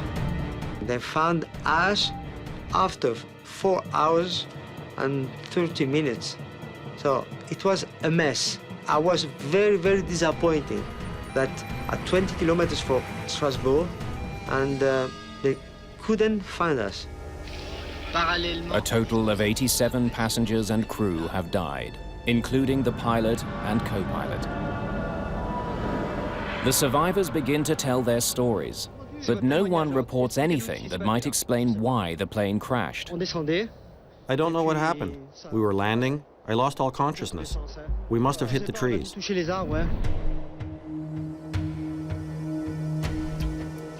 Bob McIntosh, an American NTSB investigator, arrives at the crash site. The BEA of France recognized the international attention would be on this accident, even though it was a domestic accident. He invited a group of international accident investigators to come and participate. Welcome to the team. The first priority for investigators is to retrieve the plane's black boxes. We have not removed the recorders yet. With the boxes trapped in the burning tail section, any delay could prove costly. We're very anxious about the state of the tape inside. Will it be possible to use it? Will we get the critical information we need? In France, aviation accidents are also investigated by the justice system. Parias and his team are not allowed access to the site until judicial officials secure the black boxes. I had a visual picture of the gendarme, transport police standing around keeping us away from the wreckage for a while. And we're very suspicious of these international observers. Maybe we should wait. Even taking photographs, which was somewhat surprising to us. In a previous crash, the crash of Air France Flight 296 in 1988, investigators waited 10 days before turning the black boxes over to police. Rumors persisted that these boxes had been tampered with. This time, police are keeping investigators at bay. I can recall seeing the glowing embers and seeing the flight recorder sitting there and not being able to intervene and say, get that thing cooled down as soon as you can. After midnight, the boxes are retrieved from the plane and sent for analysis. Investigators can only hope it's not too late. They was extremely hot. They looked damaged, they looked burned.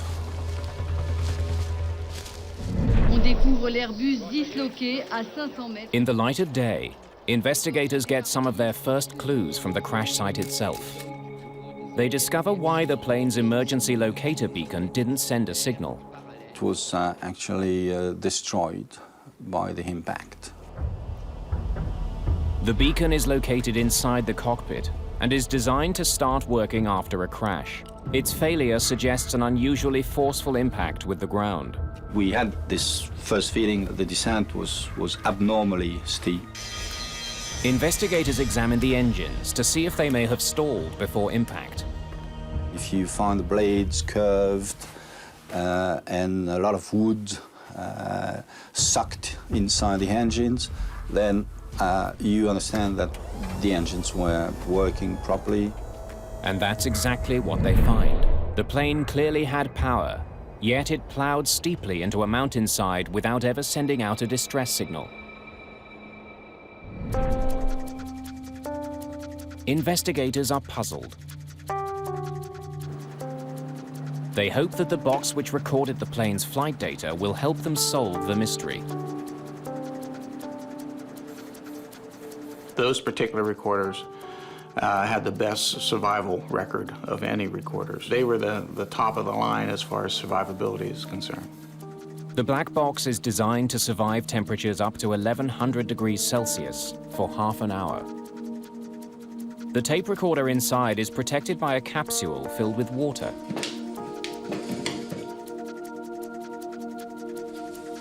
When the recorder heats up, the water turns to steam, absorbing the energy, and actually vents out through a little hole in the crash enclosure. But when the flight data recorder is opened, investigators make a troubling discovery.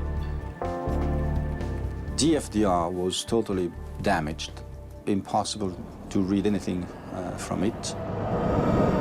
It was subjected to heat beyond the 30 minutes. The recorder was just never designed to withstand that kind of sustained heat. And so we were very disappointed. There's now only one hope for recovering the plane's flight data, a device called a Quick Access Recorder, or QAR. Maintenance workers use the QAR to access the plane's computers, but it also records some flight data. Unlike the black boxes, the QAR is stored near the cockpit. Quick access recorders are not protected at all. They're up in the front end of the aircraft, typically in the electronics bay. They're generally destroyed just from the impact damage. Investigators are encouraged to discover that in this case, the QAR has survived. But on closer examination, their optimism turns to frustration. The last 20 centimeters of the tape were burned and stretched and were damaged to the point that we could not use them into a machine. We couldn't read it. Investigators are desperate to retrieve the data, so they take a chance on an experimental technique. Known as the garnet technique, a light is shone through a mineral lens made of garnet. Use a garnet stone to visualize the magnetic pulses that are actually recorded on the tape. The special lens helps the technicians differentiate between the positive and negative magnetic pulses, which translate as binary digits, or bits. There's 768 bits per second, so that's a lot of ones and zeros. You have to be very precise in moving the tape under the lens or the garnet to make sure you don't miss a bit or read the same bit twice, you know? So it's difficult. Analyzing the data is even more painstaking. It took about a day to read a second of recording. Any additional second recovered could reveal something that would make a difference. The effort to retrieve all the QAR data could take a month or more.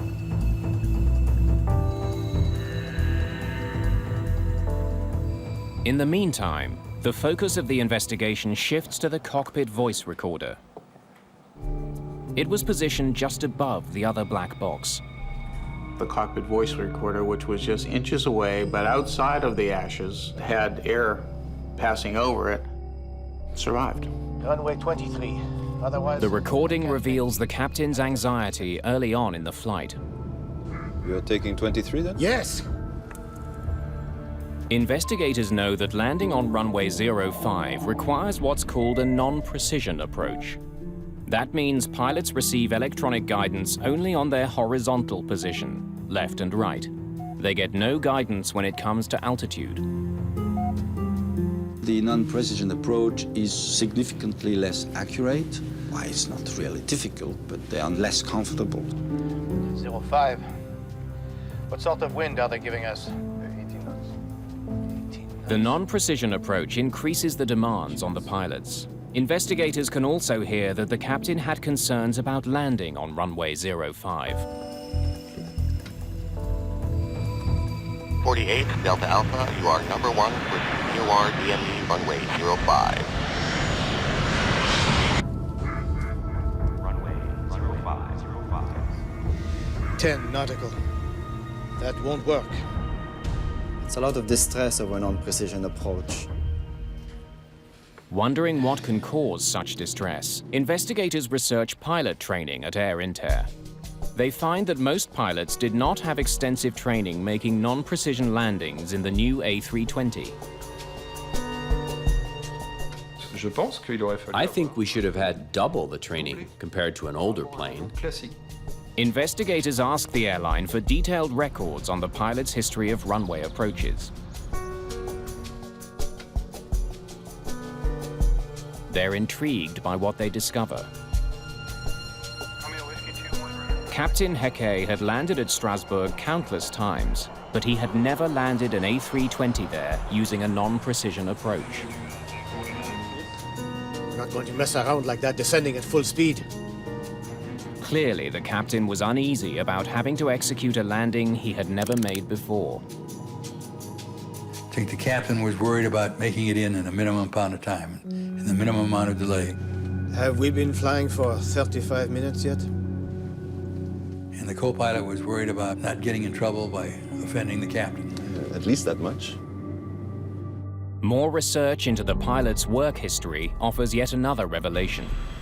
While the two pilots had flown more than 12,000 hours between them, they were both still relatively new to the highly advanced A320. It's 05 in service. The aviation community misunderstood the magnitude of changes brought by the new Airbus A320. The captain had only 162 hours in the A320, and the co-pilot even less, just 61 hours. Behind this accident scenario, there's an issue of confidence of the crew in themselves, in the aircraft. 18 knots. No chance. They were not prepared, really, to fly in this kind of condition. If they had warned us in advance, cripes!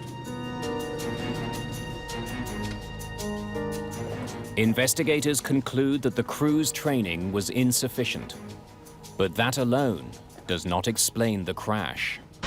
Merde!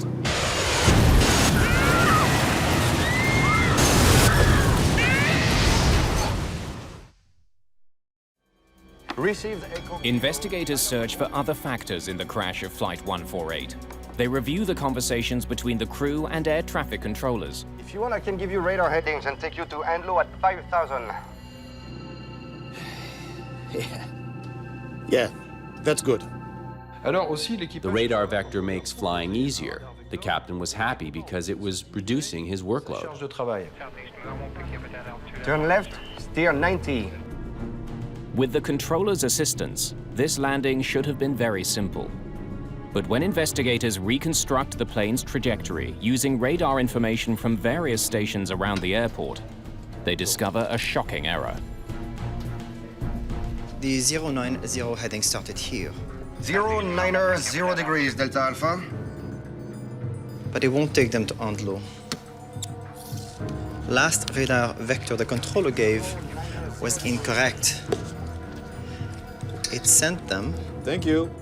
...closer to the mountain. They were, of course, because of following the heading they got from the radar vectoring, they found themselves in this undershoot situation. You're inside there. You should have started with 070. Yeah. Investigators are also troubled by the controller's choice of words when he warned the pilots, incorrectly, that they were headed to the right. Delta Alpha, you're passing to the right of Anlo. From the pilot's perspective, the plane was on the left side of the runway, not the right. It could only add to their confusion. Le contrôleur, en fait, il a fait un... It was very poor guidance because he didn't employ the usual terminology. Et il n'a pas utilisé la phraséologie standard. Investigators recommend that controllers use only compass points when giving directions. Never the words right and left. The controller's mistakes clearly brought the plane closer to the mountain. Turn left, steer 90. 090. But once again, investigators feel they don't have the whole story.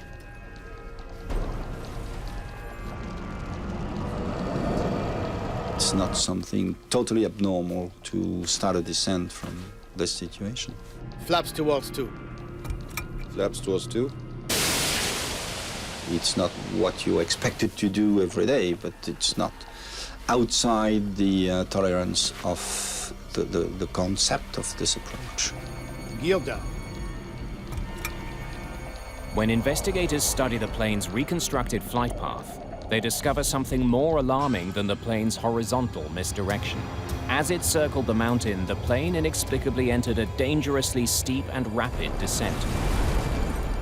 Perhaps 2.5 times the normal rate of descent. That's lethal at that altitude. Without the steep descent, they would have cleared the mountain. If the vertical trajectory had been correct, they would have no problem at all. Finding the cause of that sudden descent is now key to understanding why 87 people died in one of the most advanced passenger planes on Earth.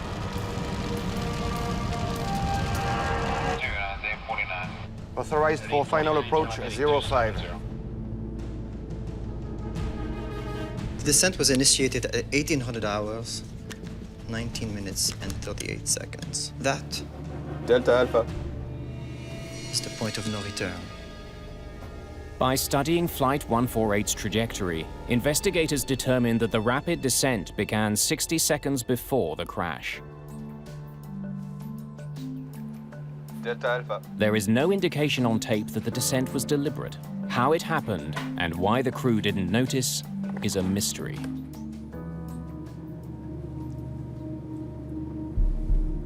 It should be a no-brainer. Keep track of the altitude. The cockpit altimeter gives pilots a constant readout of their altitude. Altimeter, that's a very precise instrument. They become very reliable.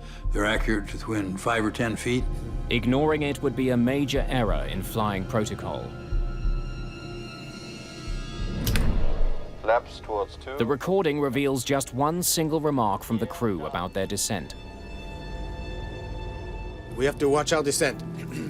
It occurred 16 seconds before the crash. The captain had just extended the speed brakes.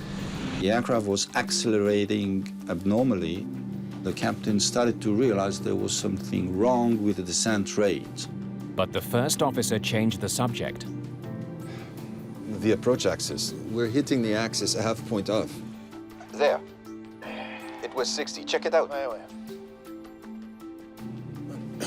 He refocused the captain's attention on the lateral situation rather than the vertical situation, which was the main problem, of course. And they both failed to recognize this situation. I think they were planning that we're going to break out of the clouds so they'd be able to see the runway, and they wouldn't need to do the full instrument approach. It was 60. Check it. But the plane never left the clouds. There's an old adage in aviation. Rocks have been known to hide out in those clouds. It now seems clear that the crew was not monitoring their altitude closely enough. But a bigger mystery remains. We can only guess why. What caused that deadly descent?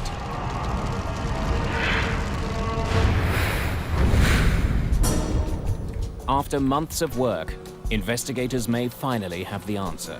All the available flight data from the damaged quick-access recorder has been recovered. We were very anxious to be able to read as much as we could. The data confirms that just before the crash, the plane was speeding towards the ground at an extremely high rate, 3,300 feet per minute. It also confirms that the angle of descent was dangerously steep, much greater than the 3.3 degrees selected by the captain. 3 degrees. That's quite a difference. Investigators now wonder, did the autopilot malfunction? Did it somehow fail to obey the captain's safe descent angle and send the plane into a deadly nosedive? But what state was it in before the accident? Unfortunately, the flight control unit which houses the autopilot is too badly damaged to provide any definitive answers. We could never demonstrate that this FCU on this aircraft during this flight functioned properly or not.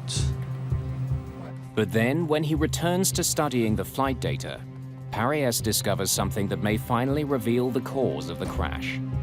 He notices a similarity between two key numbers: the plane's vertical speed, 3,300 feet per minute, and the intended flight path angle, 3.3 degrees. Coincidence? Paris uses a flight simulator to test a new theory. Can you show me a descent of 3,300 feet per minute? He believes that the similarity is no mere coincidence.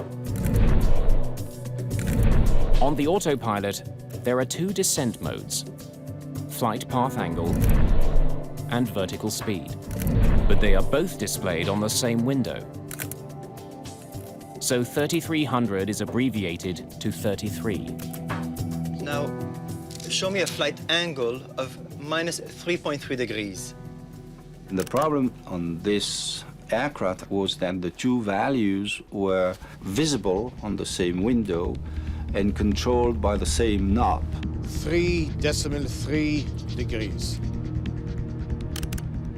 Minus 3.3 degrees. Paris strongly suspects that the confusing display tripped up Captain Hackey. So it wouldn't be hard to make that mistake, would it?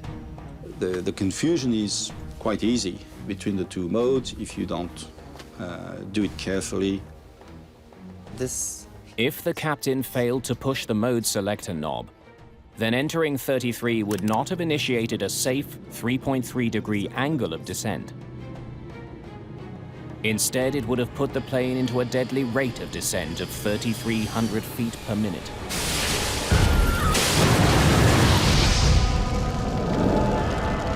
Two months after the crash, another Air Inter plane enters a dangerously steep descent for the same reason.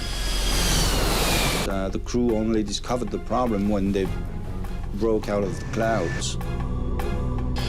Those pilots also confused the plane's flight path angle with its vertical speed. They were lucky enough to have a much higher cloud base, so they could correct the problem. Further research reveals an industry-wide problem with the A320. Many people confuse these modes, especially during training, and many of them fell in the trap even after the training. Eager to test his new theory, Jean Paris programs a simulator with all the known data from Flight 148. Okay. He then inputs the same rate of descent he believes the Air Inter pilots selected. If Paris is correct, the simulation will end with the plane hitting the mountain. But it doesn't. We're missing something. Strangely, this didn't lead to a crash. Every approach would overfly this obstacle by a significant margin. Have we factored in the wind? We started to work on other alternate hypotheses. Let's try again, but initiate the turn sooner. But nothing was really credible. No matter how hard he tries, Paris cannot simulate the crash. Unable to explain why, he turns to the plane's manufacturer for help. Thanks for bringing this to my After attention. much research, an Airbus designer comes to Paris with an explanation about a little-known element of the autopilot's design. In emergency situations where the A320 needs to change direction quickly, the autopilot is programmed to reverse the plane's direction at twice the normal rate. The reaction of the autopilot would be much faster. And these cases were typically when you were descending and asking the autopilot to climb, or climbing and asking the autopilot to descend.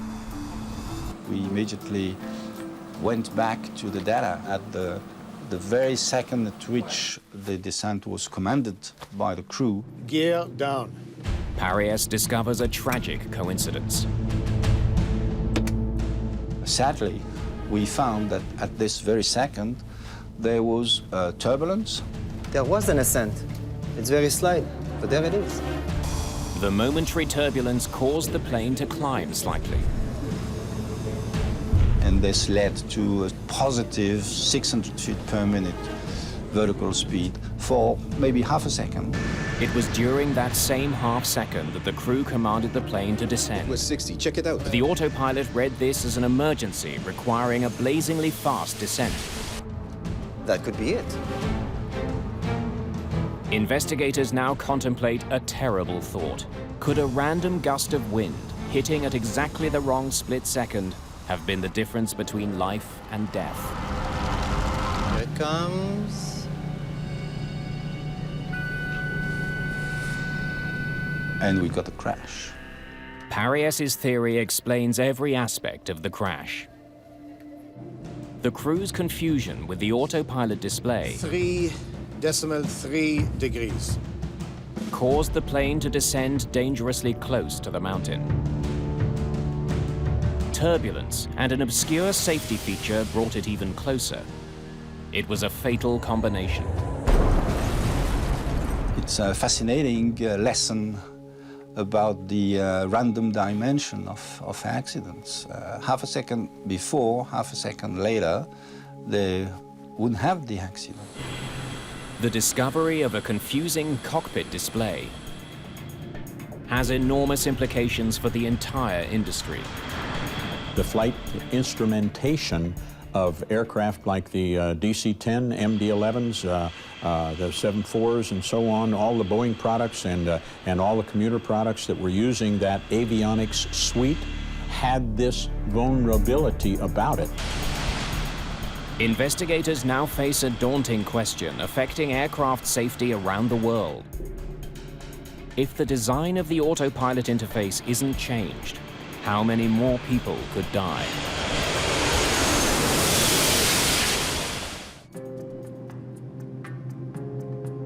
There's mounting evidence that the design of the autopilot interface on Airbus A320s led the Air Inter pilots to accidentally dial in a dangerous rate of descent. 3.3 degrees. We felt a need to start the industry to work on this. The plane's manufacturer, Airbus, responds immediately. The main change, which was very quickly made, was to change the display window. With the new design, if a pilot selects a vertical speed of 3,300, the entire 4-digit number is displayed.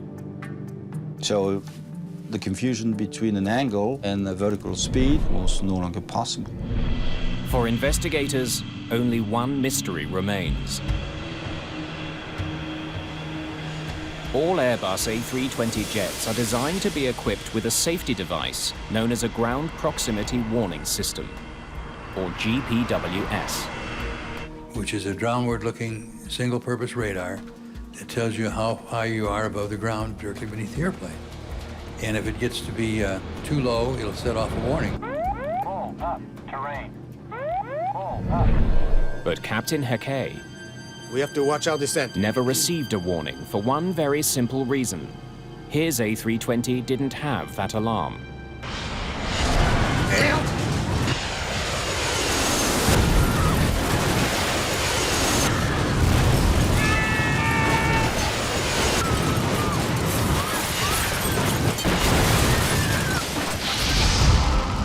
The first question, of course, was why the aircraft was not equipped. So it's not part of the minimum equipment list. The Air Inter management had decided they did not like the false warnings that had been produced by GPWS equipment.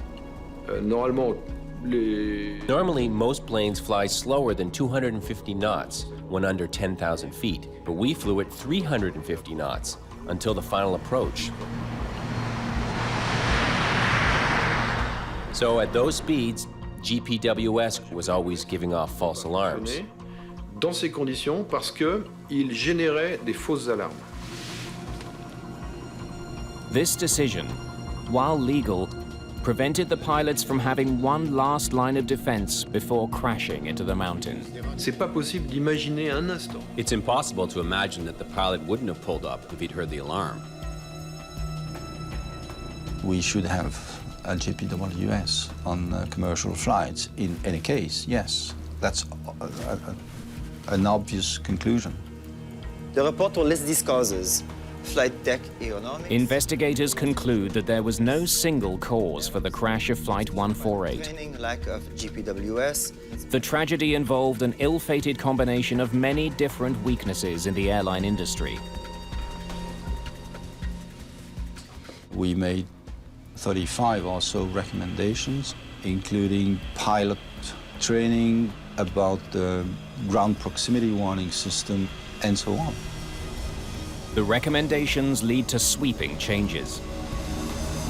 Pilots must now have more A320 training before getting behind the controls.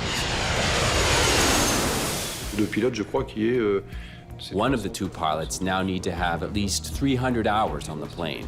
They estimated that 300 hours were enough. Another change, the design of a more heat-resistant black box.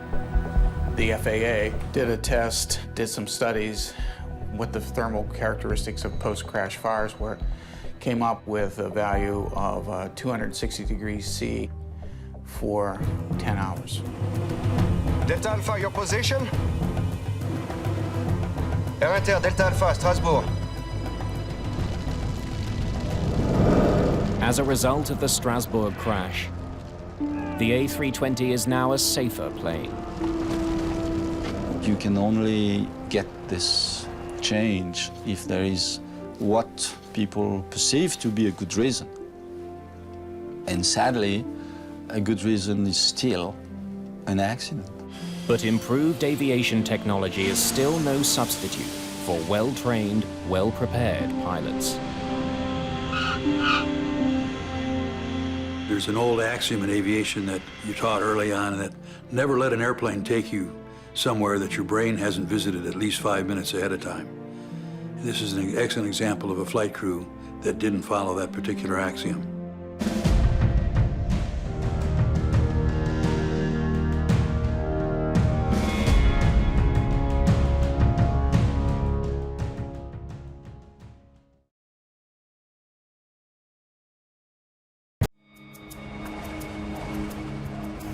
February the 12th, 2009. Just outside Buffalo, New York.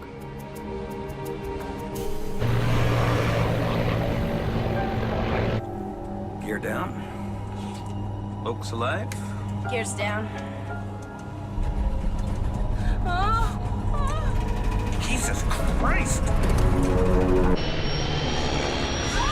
The airplane entered an aerodynamic stall. It did not recover.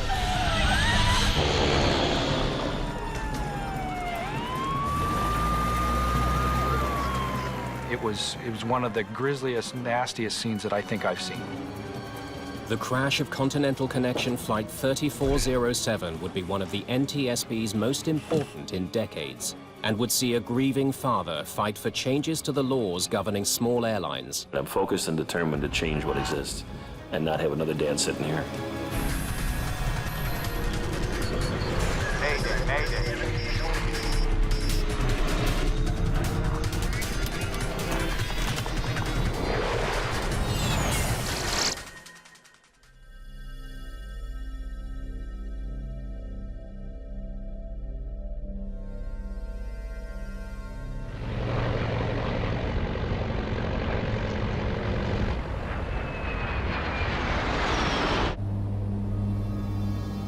Continental Connection Flight 3407, operated by Colgan Air, is en route from Newark, New Jersey to Buffalo, New York.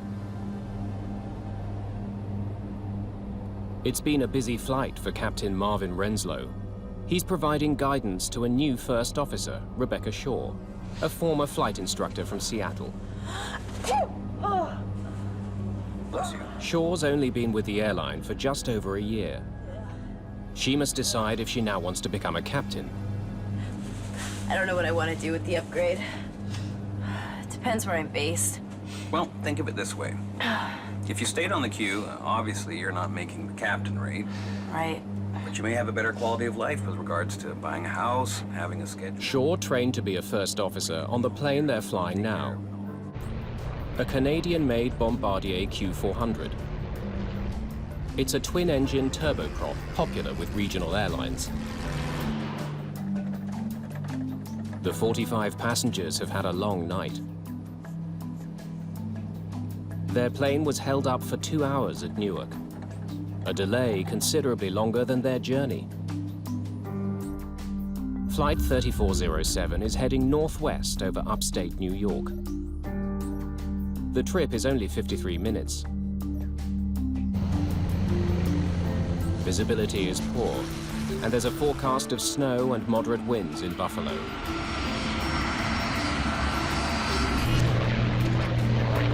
Just some water, please. Elise Kausner is a student at Florida Coastal School of Law in Jacksonville. She's on her way to visit her family in Buffalo. She had 5 nieces and nephews at the time, and they had love luncheon at the kids' school, a couple of the nephews, and they both wanted Aunt Ellie to be their guest. Any excuse to come home, she came home. She talked to all of us from Newark. Hey. And she called us from the lounge. Yeah, it's been over 2 hours. She was PO'd because of the delay. Folks from the flight deck, your first officer speaking. It looks like at this time we're about 10, maybe 15 minutes outside of Buffalo. Weather in Buffalo is pretty foggy. Snowing a little bit there. I'd like to make sure everyone remains in their seats so the flight attendants can prepare the cabin for arrival. Thank you. Colgan 3407, descend and Maintain 2,300.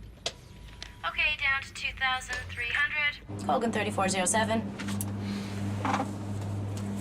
Let's do a descent checklist, please. We can do the approach checklist along with it. Sure. Bug set. Set.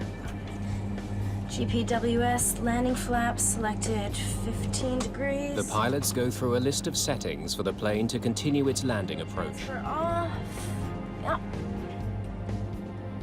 Passengers can already glimpse the lights of Buffalo's suburbs. Clarence Center is on the approach path for aircraft landing at Buffalo's airport.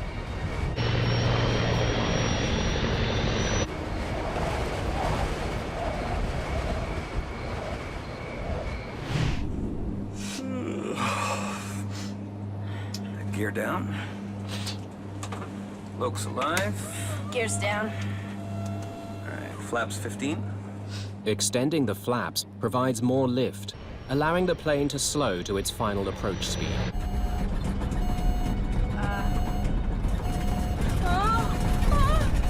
Jesus Christ! Suddenly, the control column starts to shake. The Q400 is slipping out of control.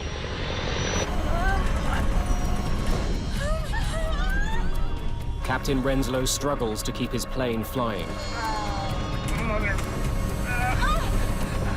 But it seems to have a mind of its own.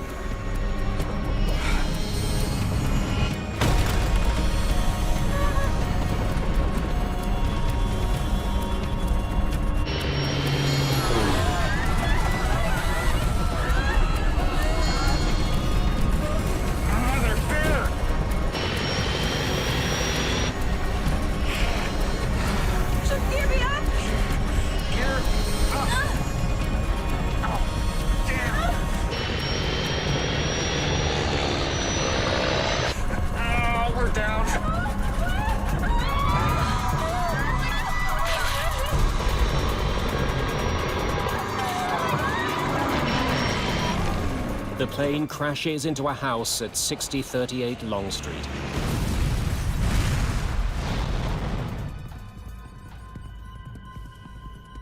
At air traffic control in Buffalo, Flight 3407 disappears from radar. check Colgan there, see if he's on you. What's his call sign? Colgan 3407. Nope, I don't have him. You see anything out there? Nothing. All right, call the fire department. I'll never forget the dispatcher's words, plane crash, house on fire. I immediately got my shoes on and my coat on, got in my truck and started heading down the driveway. Firefighters don't have far to go. 6038 Long Street, home of the Valinsky family, is less than a block from the Clarence Center station. As I turned towards the village, the whole village was aglow. You could see the smoke, you could see the flame. Karen Valinsky and her daughter make it out of their house alive, but her husband Douglas is killed. My initial reaction was there was no way that somebody made it out. But the EMS division reported that They had 2 people and they were taking them to the hospital. And I said, well, which firefighters are they? And they said, they're not firefighters, Chief. They're survivors from the house. I actually physically had to go to the ambulance and look inside for myself to believe. Firefighters have never seen a blaze like this. If you've ever gone to a bonfire and stood 5 feet from it and you couldn't take it anymore, that's what it felt like from 100 feet away. The height of it was just unbelievable, obviously because of the fuel that was probably added to it, and the debris area was very large. It was a very, very horrific sight. We live in the town where the plane went down, right down the road. My son was driving home from a soccer game and went right by the plane crash and called me up and said, there's a plane down in Clarence. Never really entered our brain that it was Ellie's plane. Flight 3407 has crashed 8 kilometers short of Buffalo Airport. All 49 passengers and crew are dead, including Captain Marvin Renslow and First Officer Rebecca Shaw. But many more people could easily have been killed. You picture a house, and to see a plane on top of this house, no more house left, no more plane, only the tail section. You're asking yourself, how in God's creation did this happen? And not wipe the whole block out. The next call was again from my son and said, in fact, it was Ellie's plane. And he said, Dad, there's no survivors. At which point my wife shrieked and just hit the ground. Chris said he'd never heard his mother make a sound like that, and I hope he never does again. So that's when we knew that she was gone, and that was probably within 45 minutes of the accident.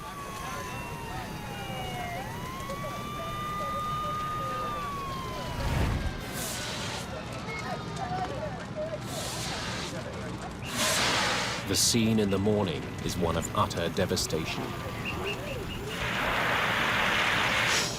Clint Crookshanks from the NTSB. Can I start poking around? Clint Crookshanks is one of the first investigators on the case. When we arrived on scene, there was a fire still burning. It turns out it was from a gas line that had been broken in the house. The fireman would put the fire out and it would reignite every couple of minutes. It was one of the grisliest, nastiest scenes that I think I've seen. Flight 3407 may have been a small plane, but it's the worst crash in the US in more than 7 years. It will become one of the NTSB's most important investigations.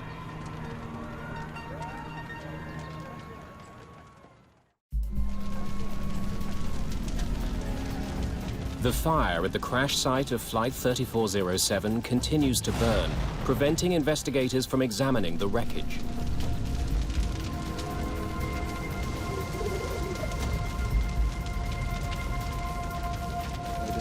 That's where I think the box. The airplane had crashed into a house, and then it had burned all night long, so all the debris was basically in the house. Our concern is that we're losing evidence. It's perishable, and if we can't get in there and get the fire out, then we're not able to maybe get a hold of evidence that might help us during the investigation. Clint Crookshanks urgently needs to recover the black box flight recorders, which could contain valuable clues about the accident. We knew that the recorders were in the tail part of the airplane. Ordinarily, investigators don't go near a crash site that's still burning. But if the black boxes can't be rescued, they may never find out what brought down Flight 3407. We started looking around and poking around into the wreckage and actually found out where they were. Okay, whoa, it's probably in here, okay?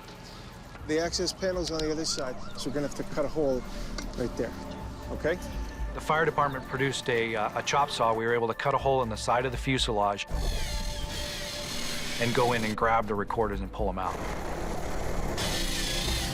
All right, that should do it. To the immense relief of all, the recorders are undamaged.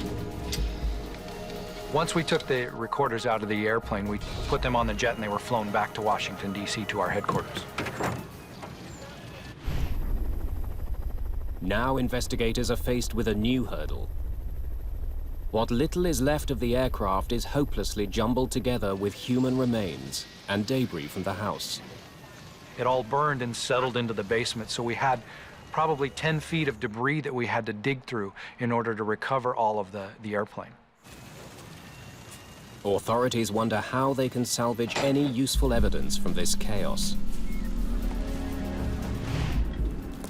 They get invaluable assistance from an unusual source. A group of students learning to process crime scenes is enlisted to separate human remains from the rest of the debris. They were graduate students from a local college, forensic anthropology students, and this was good experience for them to come dig through wreckage like this and look for human remains. This landing gear over there, please. It's dirty, painstaking work, but it frees up investigators to concentrate on the aircraft ruins. So we were on our hands and knees with brooms, with little shovels, scooping out debris, identifying it as to house debris or airplane debris, and then putting it in different piles. The first question for me as a structures engineer is to figure out if the whole airplane made it to the scene of the crash. The wreckage is carefully studied to determine if the plane's four corners, nose, tail, and both wingtips are present. If we find all four corners of the airplane, then we know that there was no in-flight breakup. There was nothing that departed the airplane during the flight that may have caused the accident. One wing has been consumed by fire. The other is shattered into pieces. Hey, have a look at this. But investigators are gradually finding what they've been searching for. Oh yeah, it's the last piece. It's the left one. It wasn't until several days into the investigation, as we were scraping away some of the debris, that we actually found evidence of the left wing and the nose. Investigators now have all the pieces they need to conclude that the entire plane is at the crash site. Whatever caused the disaster was not the result of a breakup in flight.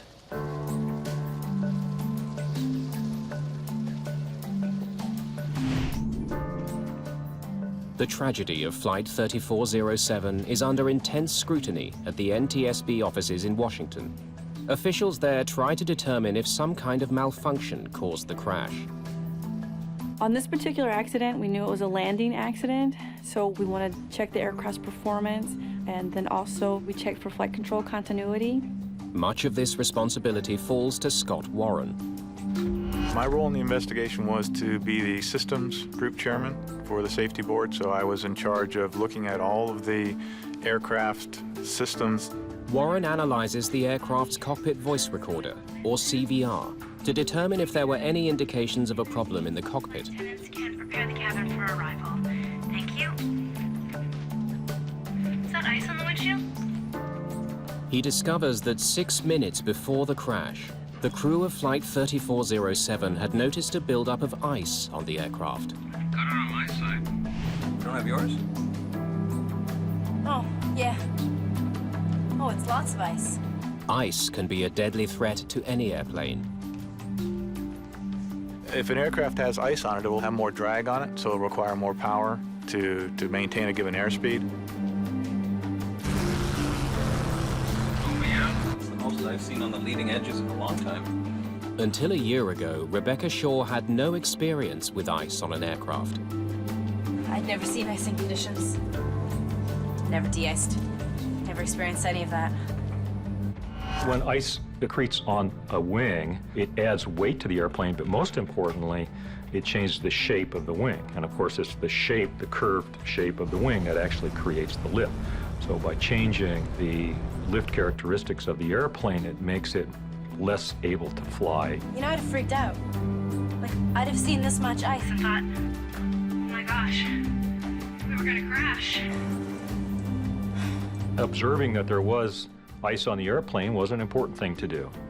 But then it would be important to turn around and verify that your anti-ice and de-ice equipment was on, and there was no indication on the voice recorder that they actually rechecked.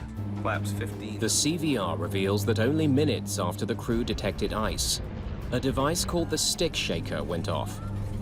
It was a warning that the plane was about to stall, literally to fall out of the sky. Shortly afterwards, the aircraft did precisely that.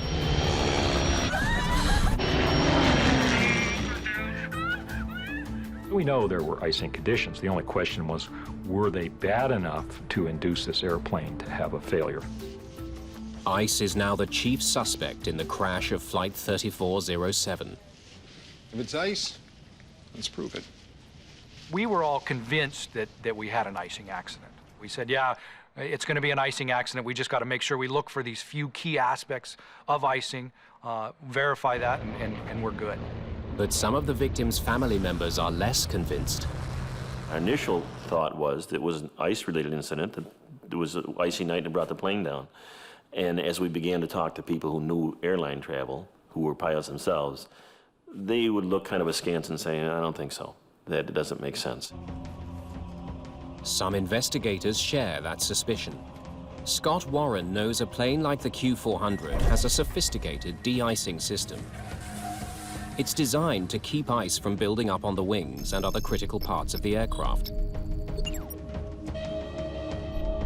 To prevent ice accumulating, the plane has rubber bladders along the front of the wings, called de-icing boots. A series of valves uses air from the engines to inflate the boots and crack the ice off the wing. Those boots are designed to inflate periodically, and that inflation breaks off the ice that's accumulated on those leading edges. Warren now wonders if the crew of Flight 3407 actually turned on their de-icing equipment. He studies data from the plane's other black box, its Flight Data Recorder, or FDR. It tracks the workings of crucial aircraft systems, including the de-icing mechanism. We know from the FDR data that the de-icing system had been selected on by the crew, and it was on during the majority of the flight, and certainly at the end of the flight it was recorded in the on position.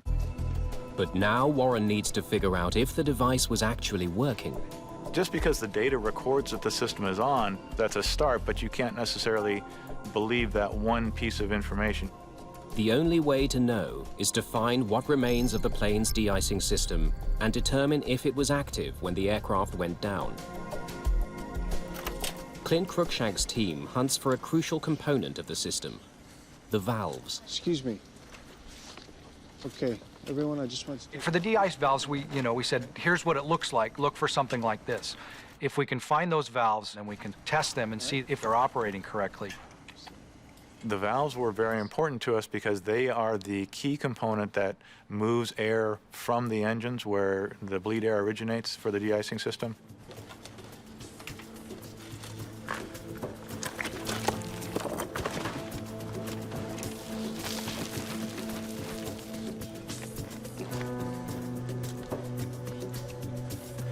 Okay, good. 5 more to go.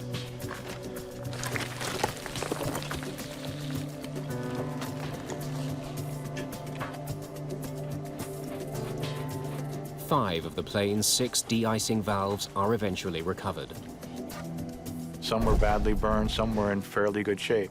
And we took those valves and we conducted as much testing on those valves as we thought was appropriate for the level of damage. We looked at the level of electrical conductivity, and we looked at the pressure testing. We looked at a wide variety of things depending on the condition of the valve itself. And as far as we could tell, all those valves were working properly. Is that ice on the windshield? Got it on my side. Now investigators have to consider the possibility Oh, yeah.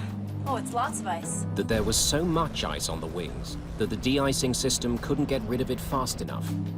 Oh, yeah. That's the most I've seen on the leading edges in a long time. It has happened before. In Roselawn, Indiana, a French-built commuter plane crashed in 1994 after suffering a catastrophic buildup of ice on the wing.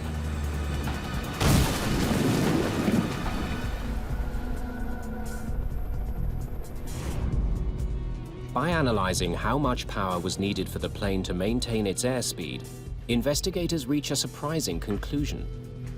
Basically, the aircraft was flying as if it had a relatively small amount of ice on it, but a very manageable amount of ice. Looks normal.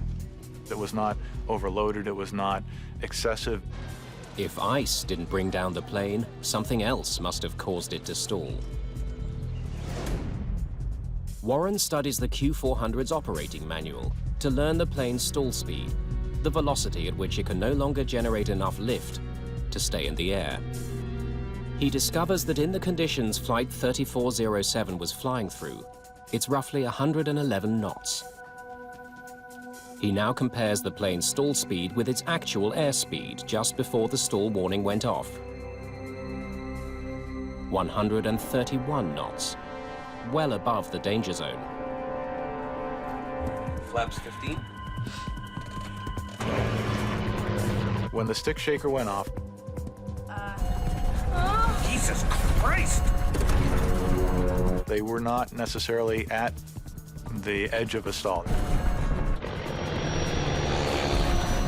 They were still 20 knots or so away from the stall. This new revelation deepens the mystery of Flight 3407. If it wasn't stalling, why did it fall out of the sky? Investigators turned their attention to the critical seconds before Flight 3407 went out of control. They look for clues that could explain why the stall warning went off when the aircraft was flying well within its safety margins. They discover that this plane has a unique feature known as a reference speed switch. It governs the sensitivity of the plane's stall warning. Very few airplanes, in my experience, have such a switch. This airplane is the only one I know of that has an actual switch on the overhead panel. It was designed by the manufacturer to be an extra safety feature. Some kind of variable ref speed? Pilots are supposed to turn on the reference speed switch when they're going to be flying through icing conditions. And we'll probably be picking up some ice.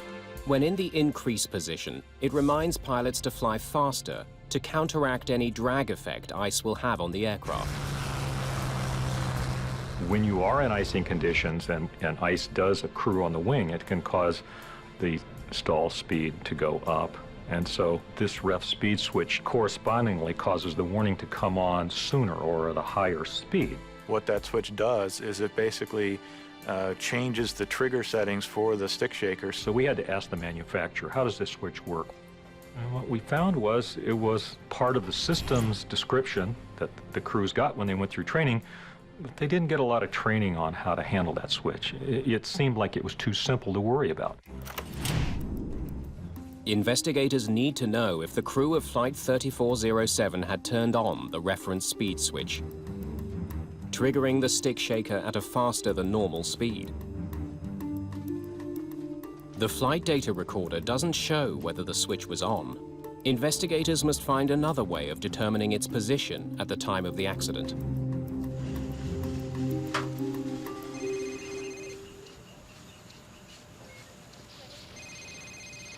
Glenn here. Clint Cruikshanks is given a new priority. All right, I'll see if we have it. Recover the ice protection panel from the Q400's cockpit, where the reference speed switch is housed. Since the panel was in the cockpit, finding it is a challenge.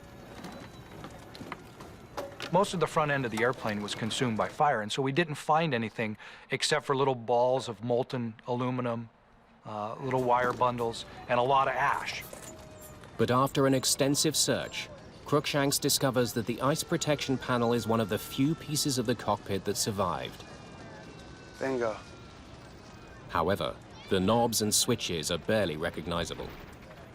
Cruikshanks examines the charred panel to check the position of the reference speed switch. It was set to activate stall warnings at higher than normal speeds. We did find the ref speed switch in the wreckage, and it was in the increased position. This discovery only raises more questions.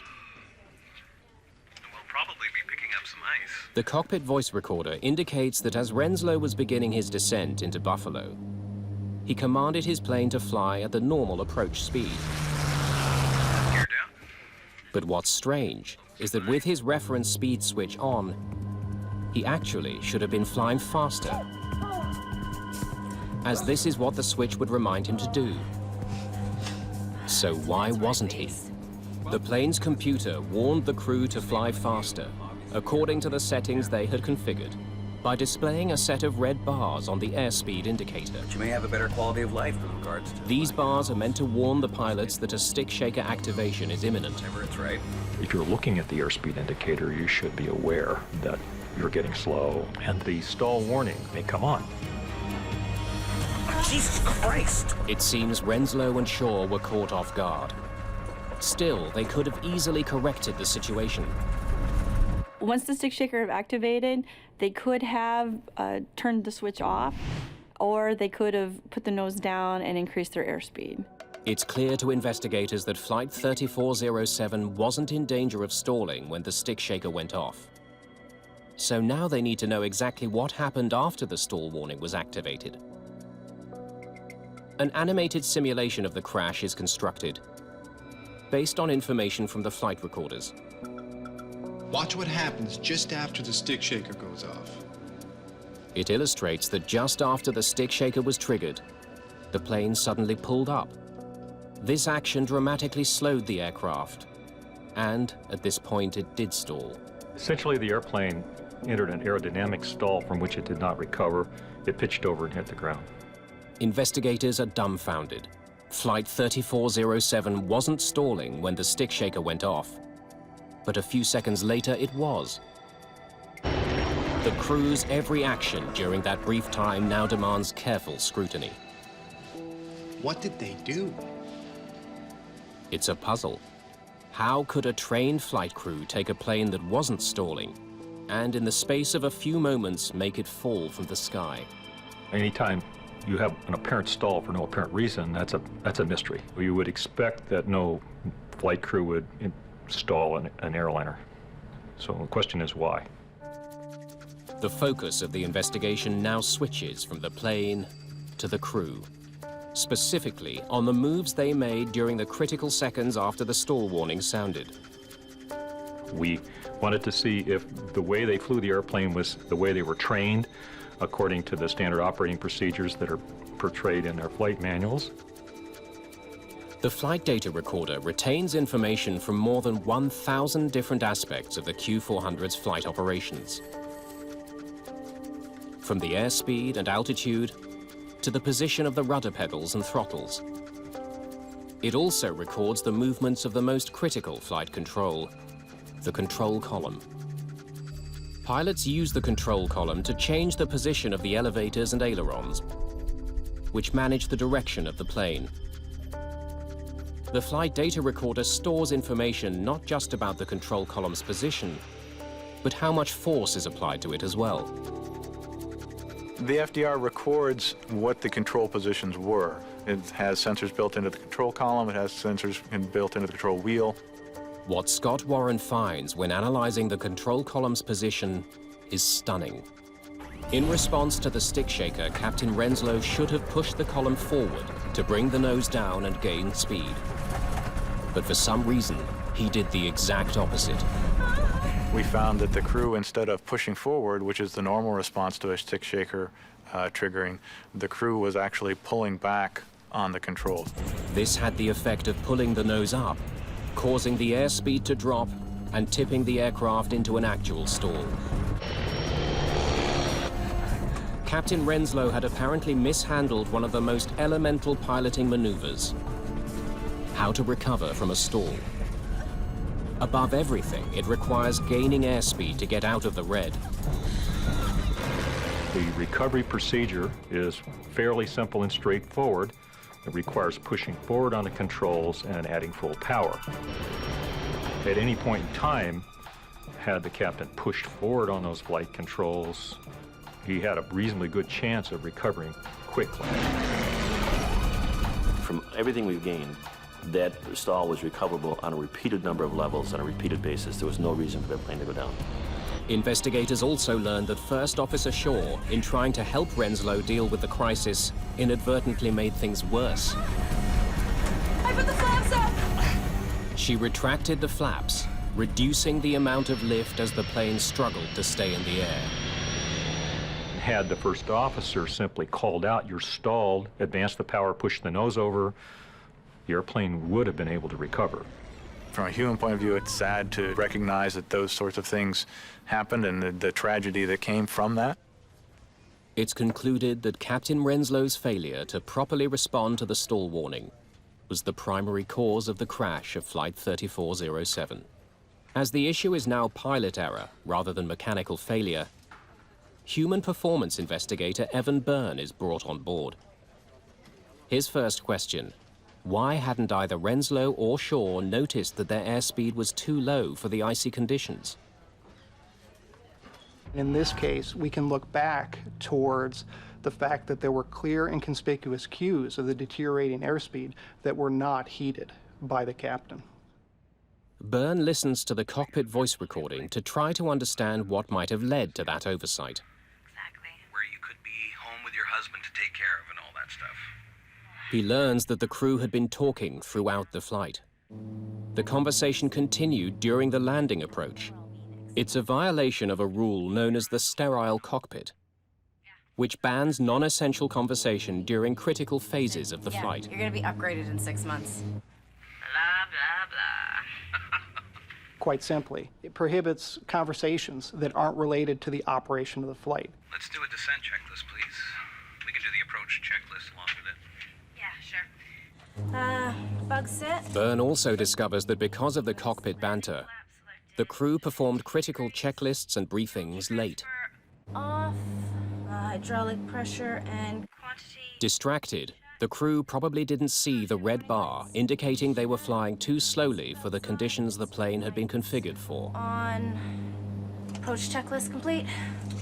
Rock and roll. When crews deviate from standard operating procedures and perform checklists late or don't make the required callouts, they become more vulnerable to subtle mistakes that they may make inadvertently that could lead to startle and surprise or unanticipated events that they have to respond to. The evidence is unequivocal. The crew of Flight 3407 was badly distracted throughout the approach. Came in when we interviewed, and he said, yeah, you're gonna be upgraded in 6 months. They had forgotten a key setting they had made that required them to fly faster than normal. They had missed indications that they were flying too slow for icing conditions.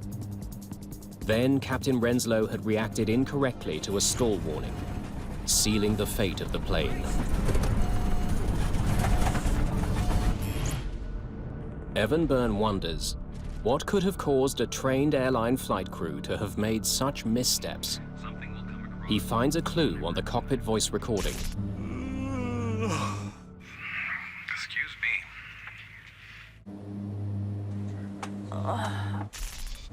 The crew was showing signs of fatigue. Could Renslow and Shaw have been too tired to function effectively on the flight deck? It's a tough question. Answering it will require tracking their movements during the 72 hours leading up to the crash. It's basic gumshoe detective work in the investigation where we're trying to collect as many facts as we can. Byrne interviews the families of the pilots. Could I speak to Mrs. Renslow, please? He studies the pilots' mobile phone bills and records of text messages. He searches the airline's computer system to determine if and when the crew used it to check their schedules. He needs to track their every move. And what time did Rebecca leave the house? We're talking to colleagues or other pilots, check airmen, instructors, and we ask all those people about the pilots, about their recent activities. He learns that neither pilot actually lived anywhere near Newark, but could not afford to stay in hotels on their salaries. Captain Renslow was earning $60,000 annually at Colgan Air. First Officer Shaw was being paid less than $16,000 a year, substantially less than an average bus driver. As a result, both pilots had made long cross-country commutes to Newark. Captain Renslow from his home in Florida, and Rebecca Shaw from Seattle, Washington.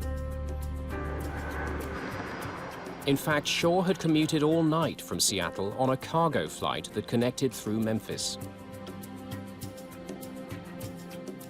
Captain Renslow had spent the night in the airline's crew lounge at Newark Airport, after having already worked 2 days. He was seen sleeping on a couch in the lounge. It was against company rules, but pilots who couldn't afford housing near the airport did it anyway. Records show that at 3:10 a.m. on the morning of the crash, Renslow was awake. He checked his work schedule on the airline's computer network.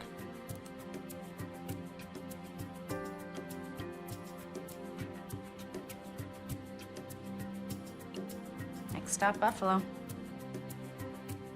At 7:29 a.m., Rebecca Shaw sent a text message to her husband, telling him she'd arrived safely in Newark. Hi, honey, it's me. Phone records indicate that later in the morning, Captain Renslow was on the phone several times. Rebecca Shaw was noticed having a nap, catching up on the rest she'd lost flying in the night before.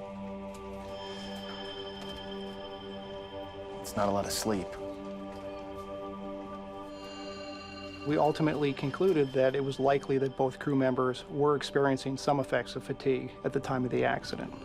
Her job is to watch the airspeed. Her job was to watch the instrument panel, and my view is she was fatigued to the point where it's like right here in your soul doll. I think that's where she was, and he just was not capable. He was just, he should have been flying an airplane.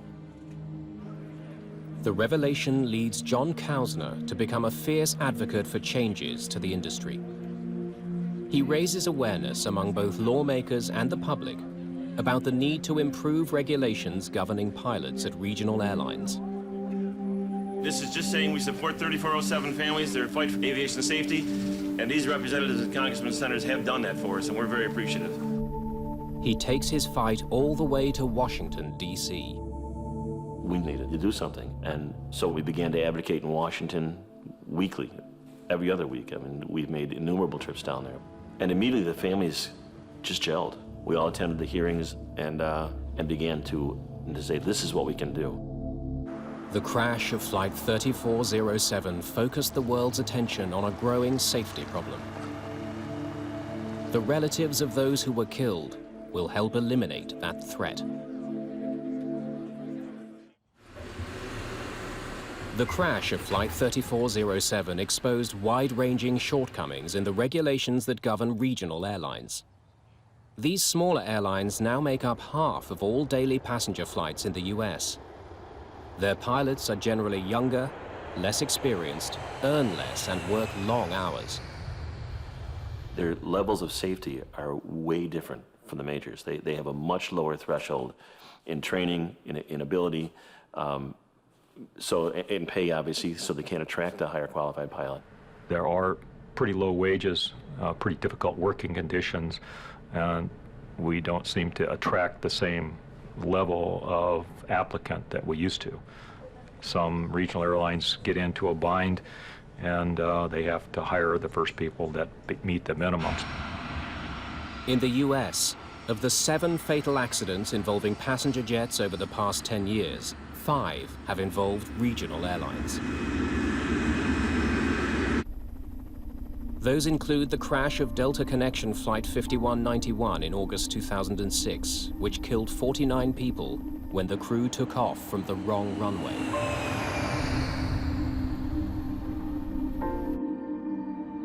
John Kausner's campaign to change laws governing pilots has paid off. We relied on your support. We needed your support. You nurtured us. We want to thank all of you from all of us. A year and a half after the crash, under pressure from Kausner and other victims' family members, the US Senate passed a bill which toughens training requirements and forces the FAA to draw up new rules on pilot fatigue. Studies into the problem of overtired pilots are already underway. At the University of Iowa, researchers are developing a system that could help pilots resist fatigue, stay engaged with the critical task of flying, and prevent future tragedies like that of Flight 3407. Thomas Schnell is a human factors engineer. We use a number of neurocognitive and physiological sensors that we apply on subjects, pilots that we invite for our studies.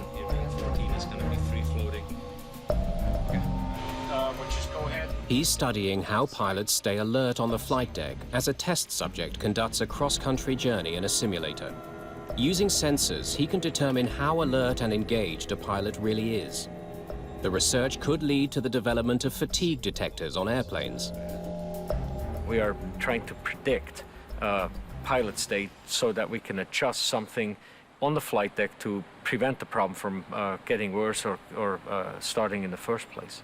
We monitor brain activity, eye movement activity, heart, the EKG and respiration and other parameters in an effort to figure out what the pilot's or the crew's state is.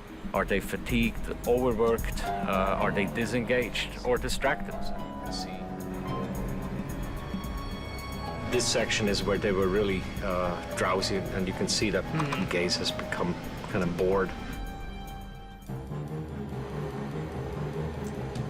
Schnell instructs the flight simulator to trigger a major systems failure in the cockpit. It's no good. Everything's dead. Hydraulic systems have failed. Flaps are not deployable. Crank up that heat map so we can see what his brain activity was. Brace for impact. When a crew is fatigued, what you might see is their reaction to events may slow down. So you'll see mistakes being made on the flight deck. It's precisely these kinds of mistakes on the part of Renslow and Shaw that ultimately crashed Flight 3407 and killed 50 people. It's a tragedy that should not have happened, that was foreseeable, was preventable, and it's repeatable if we don't do something about it. I'm focused and determined to change what exists and not have another dad sitting here.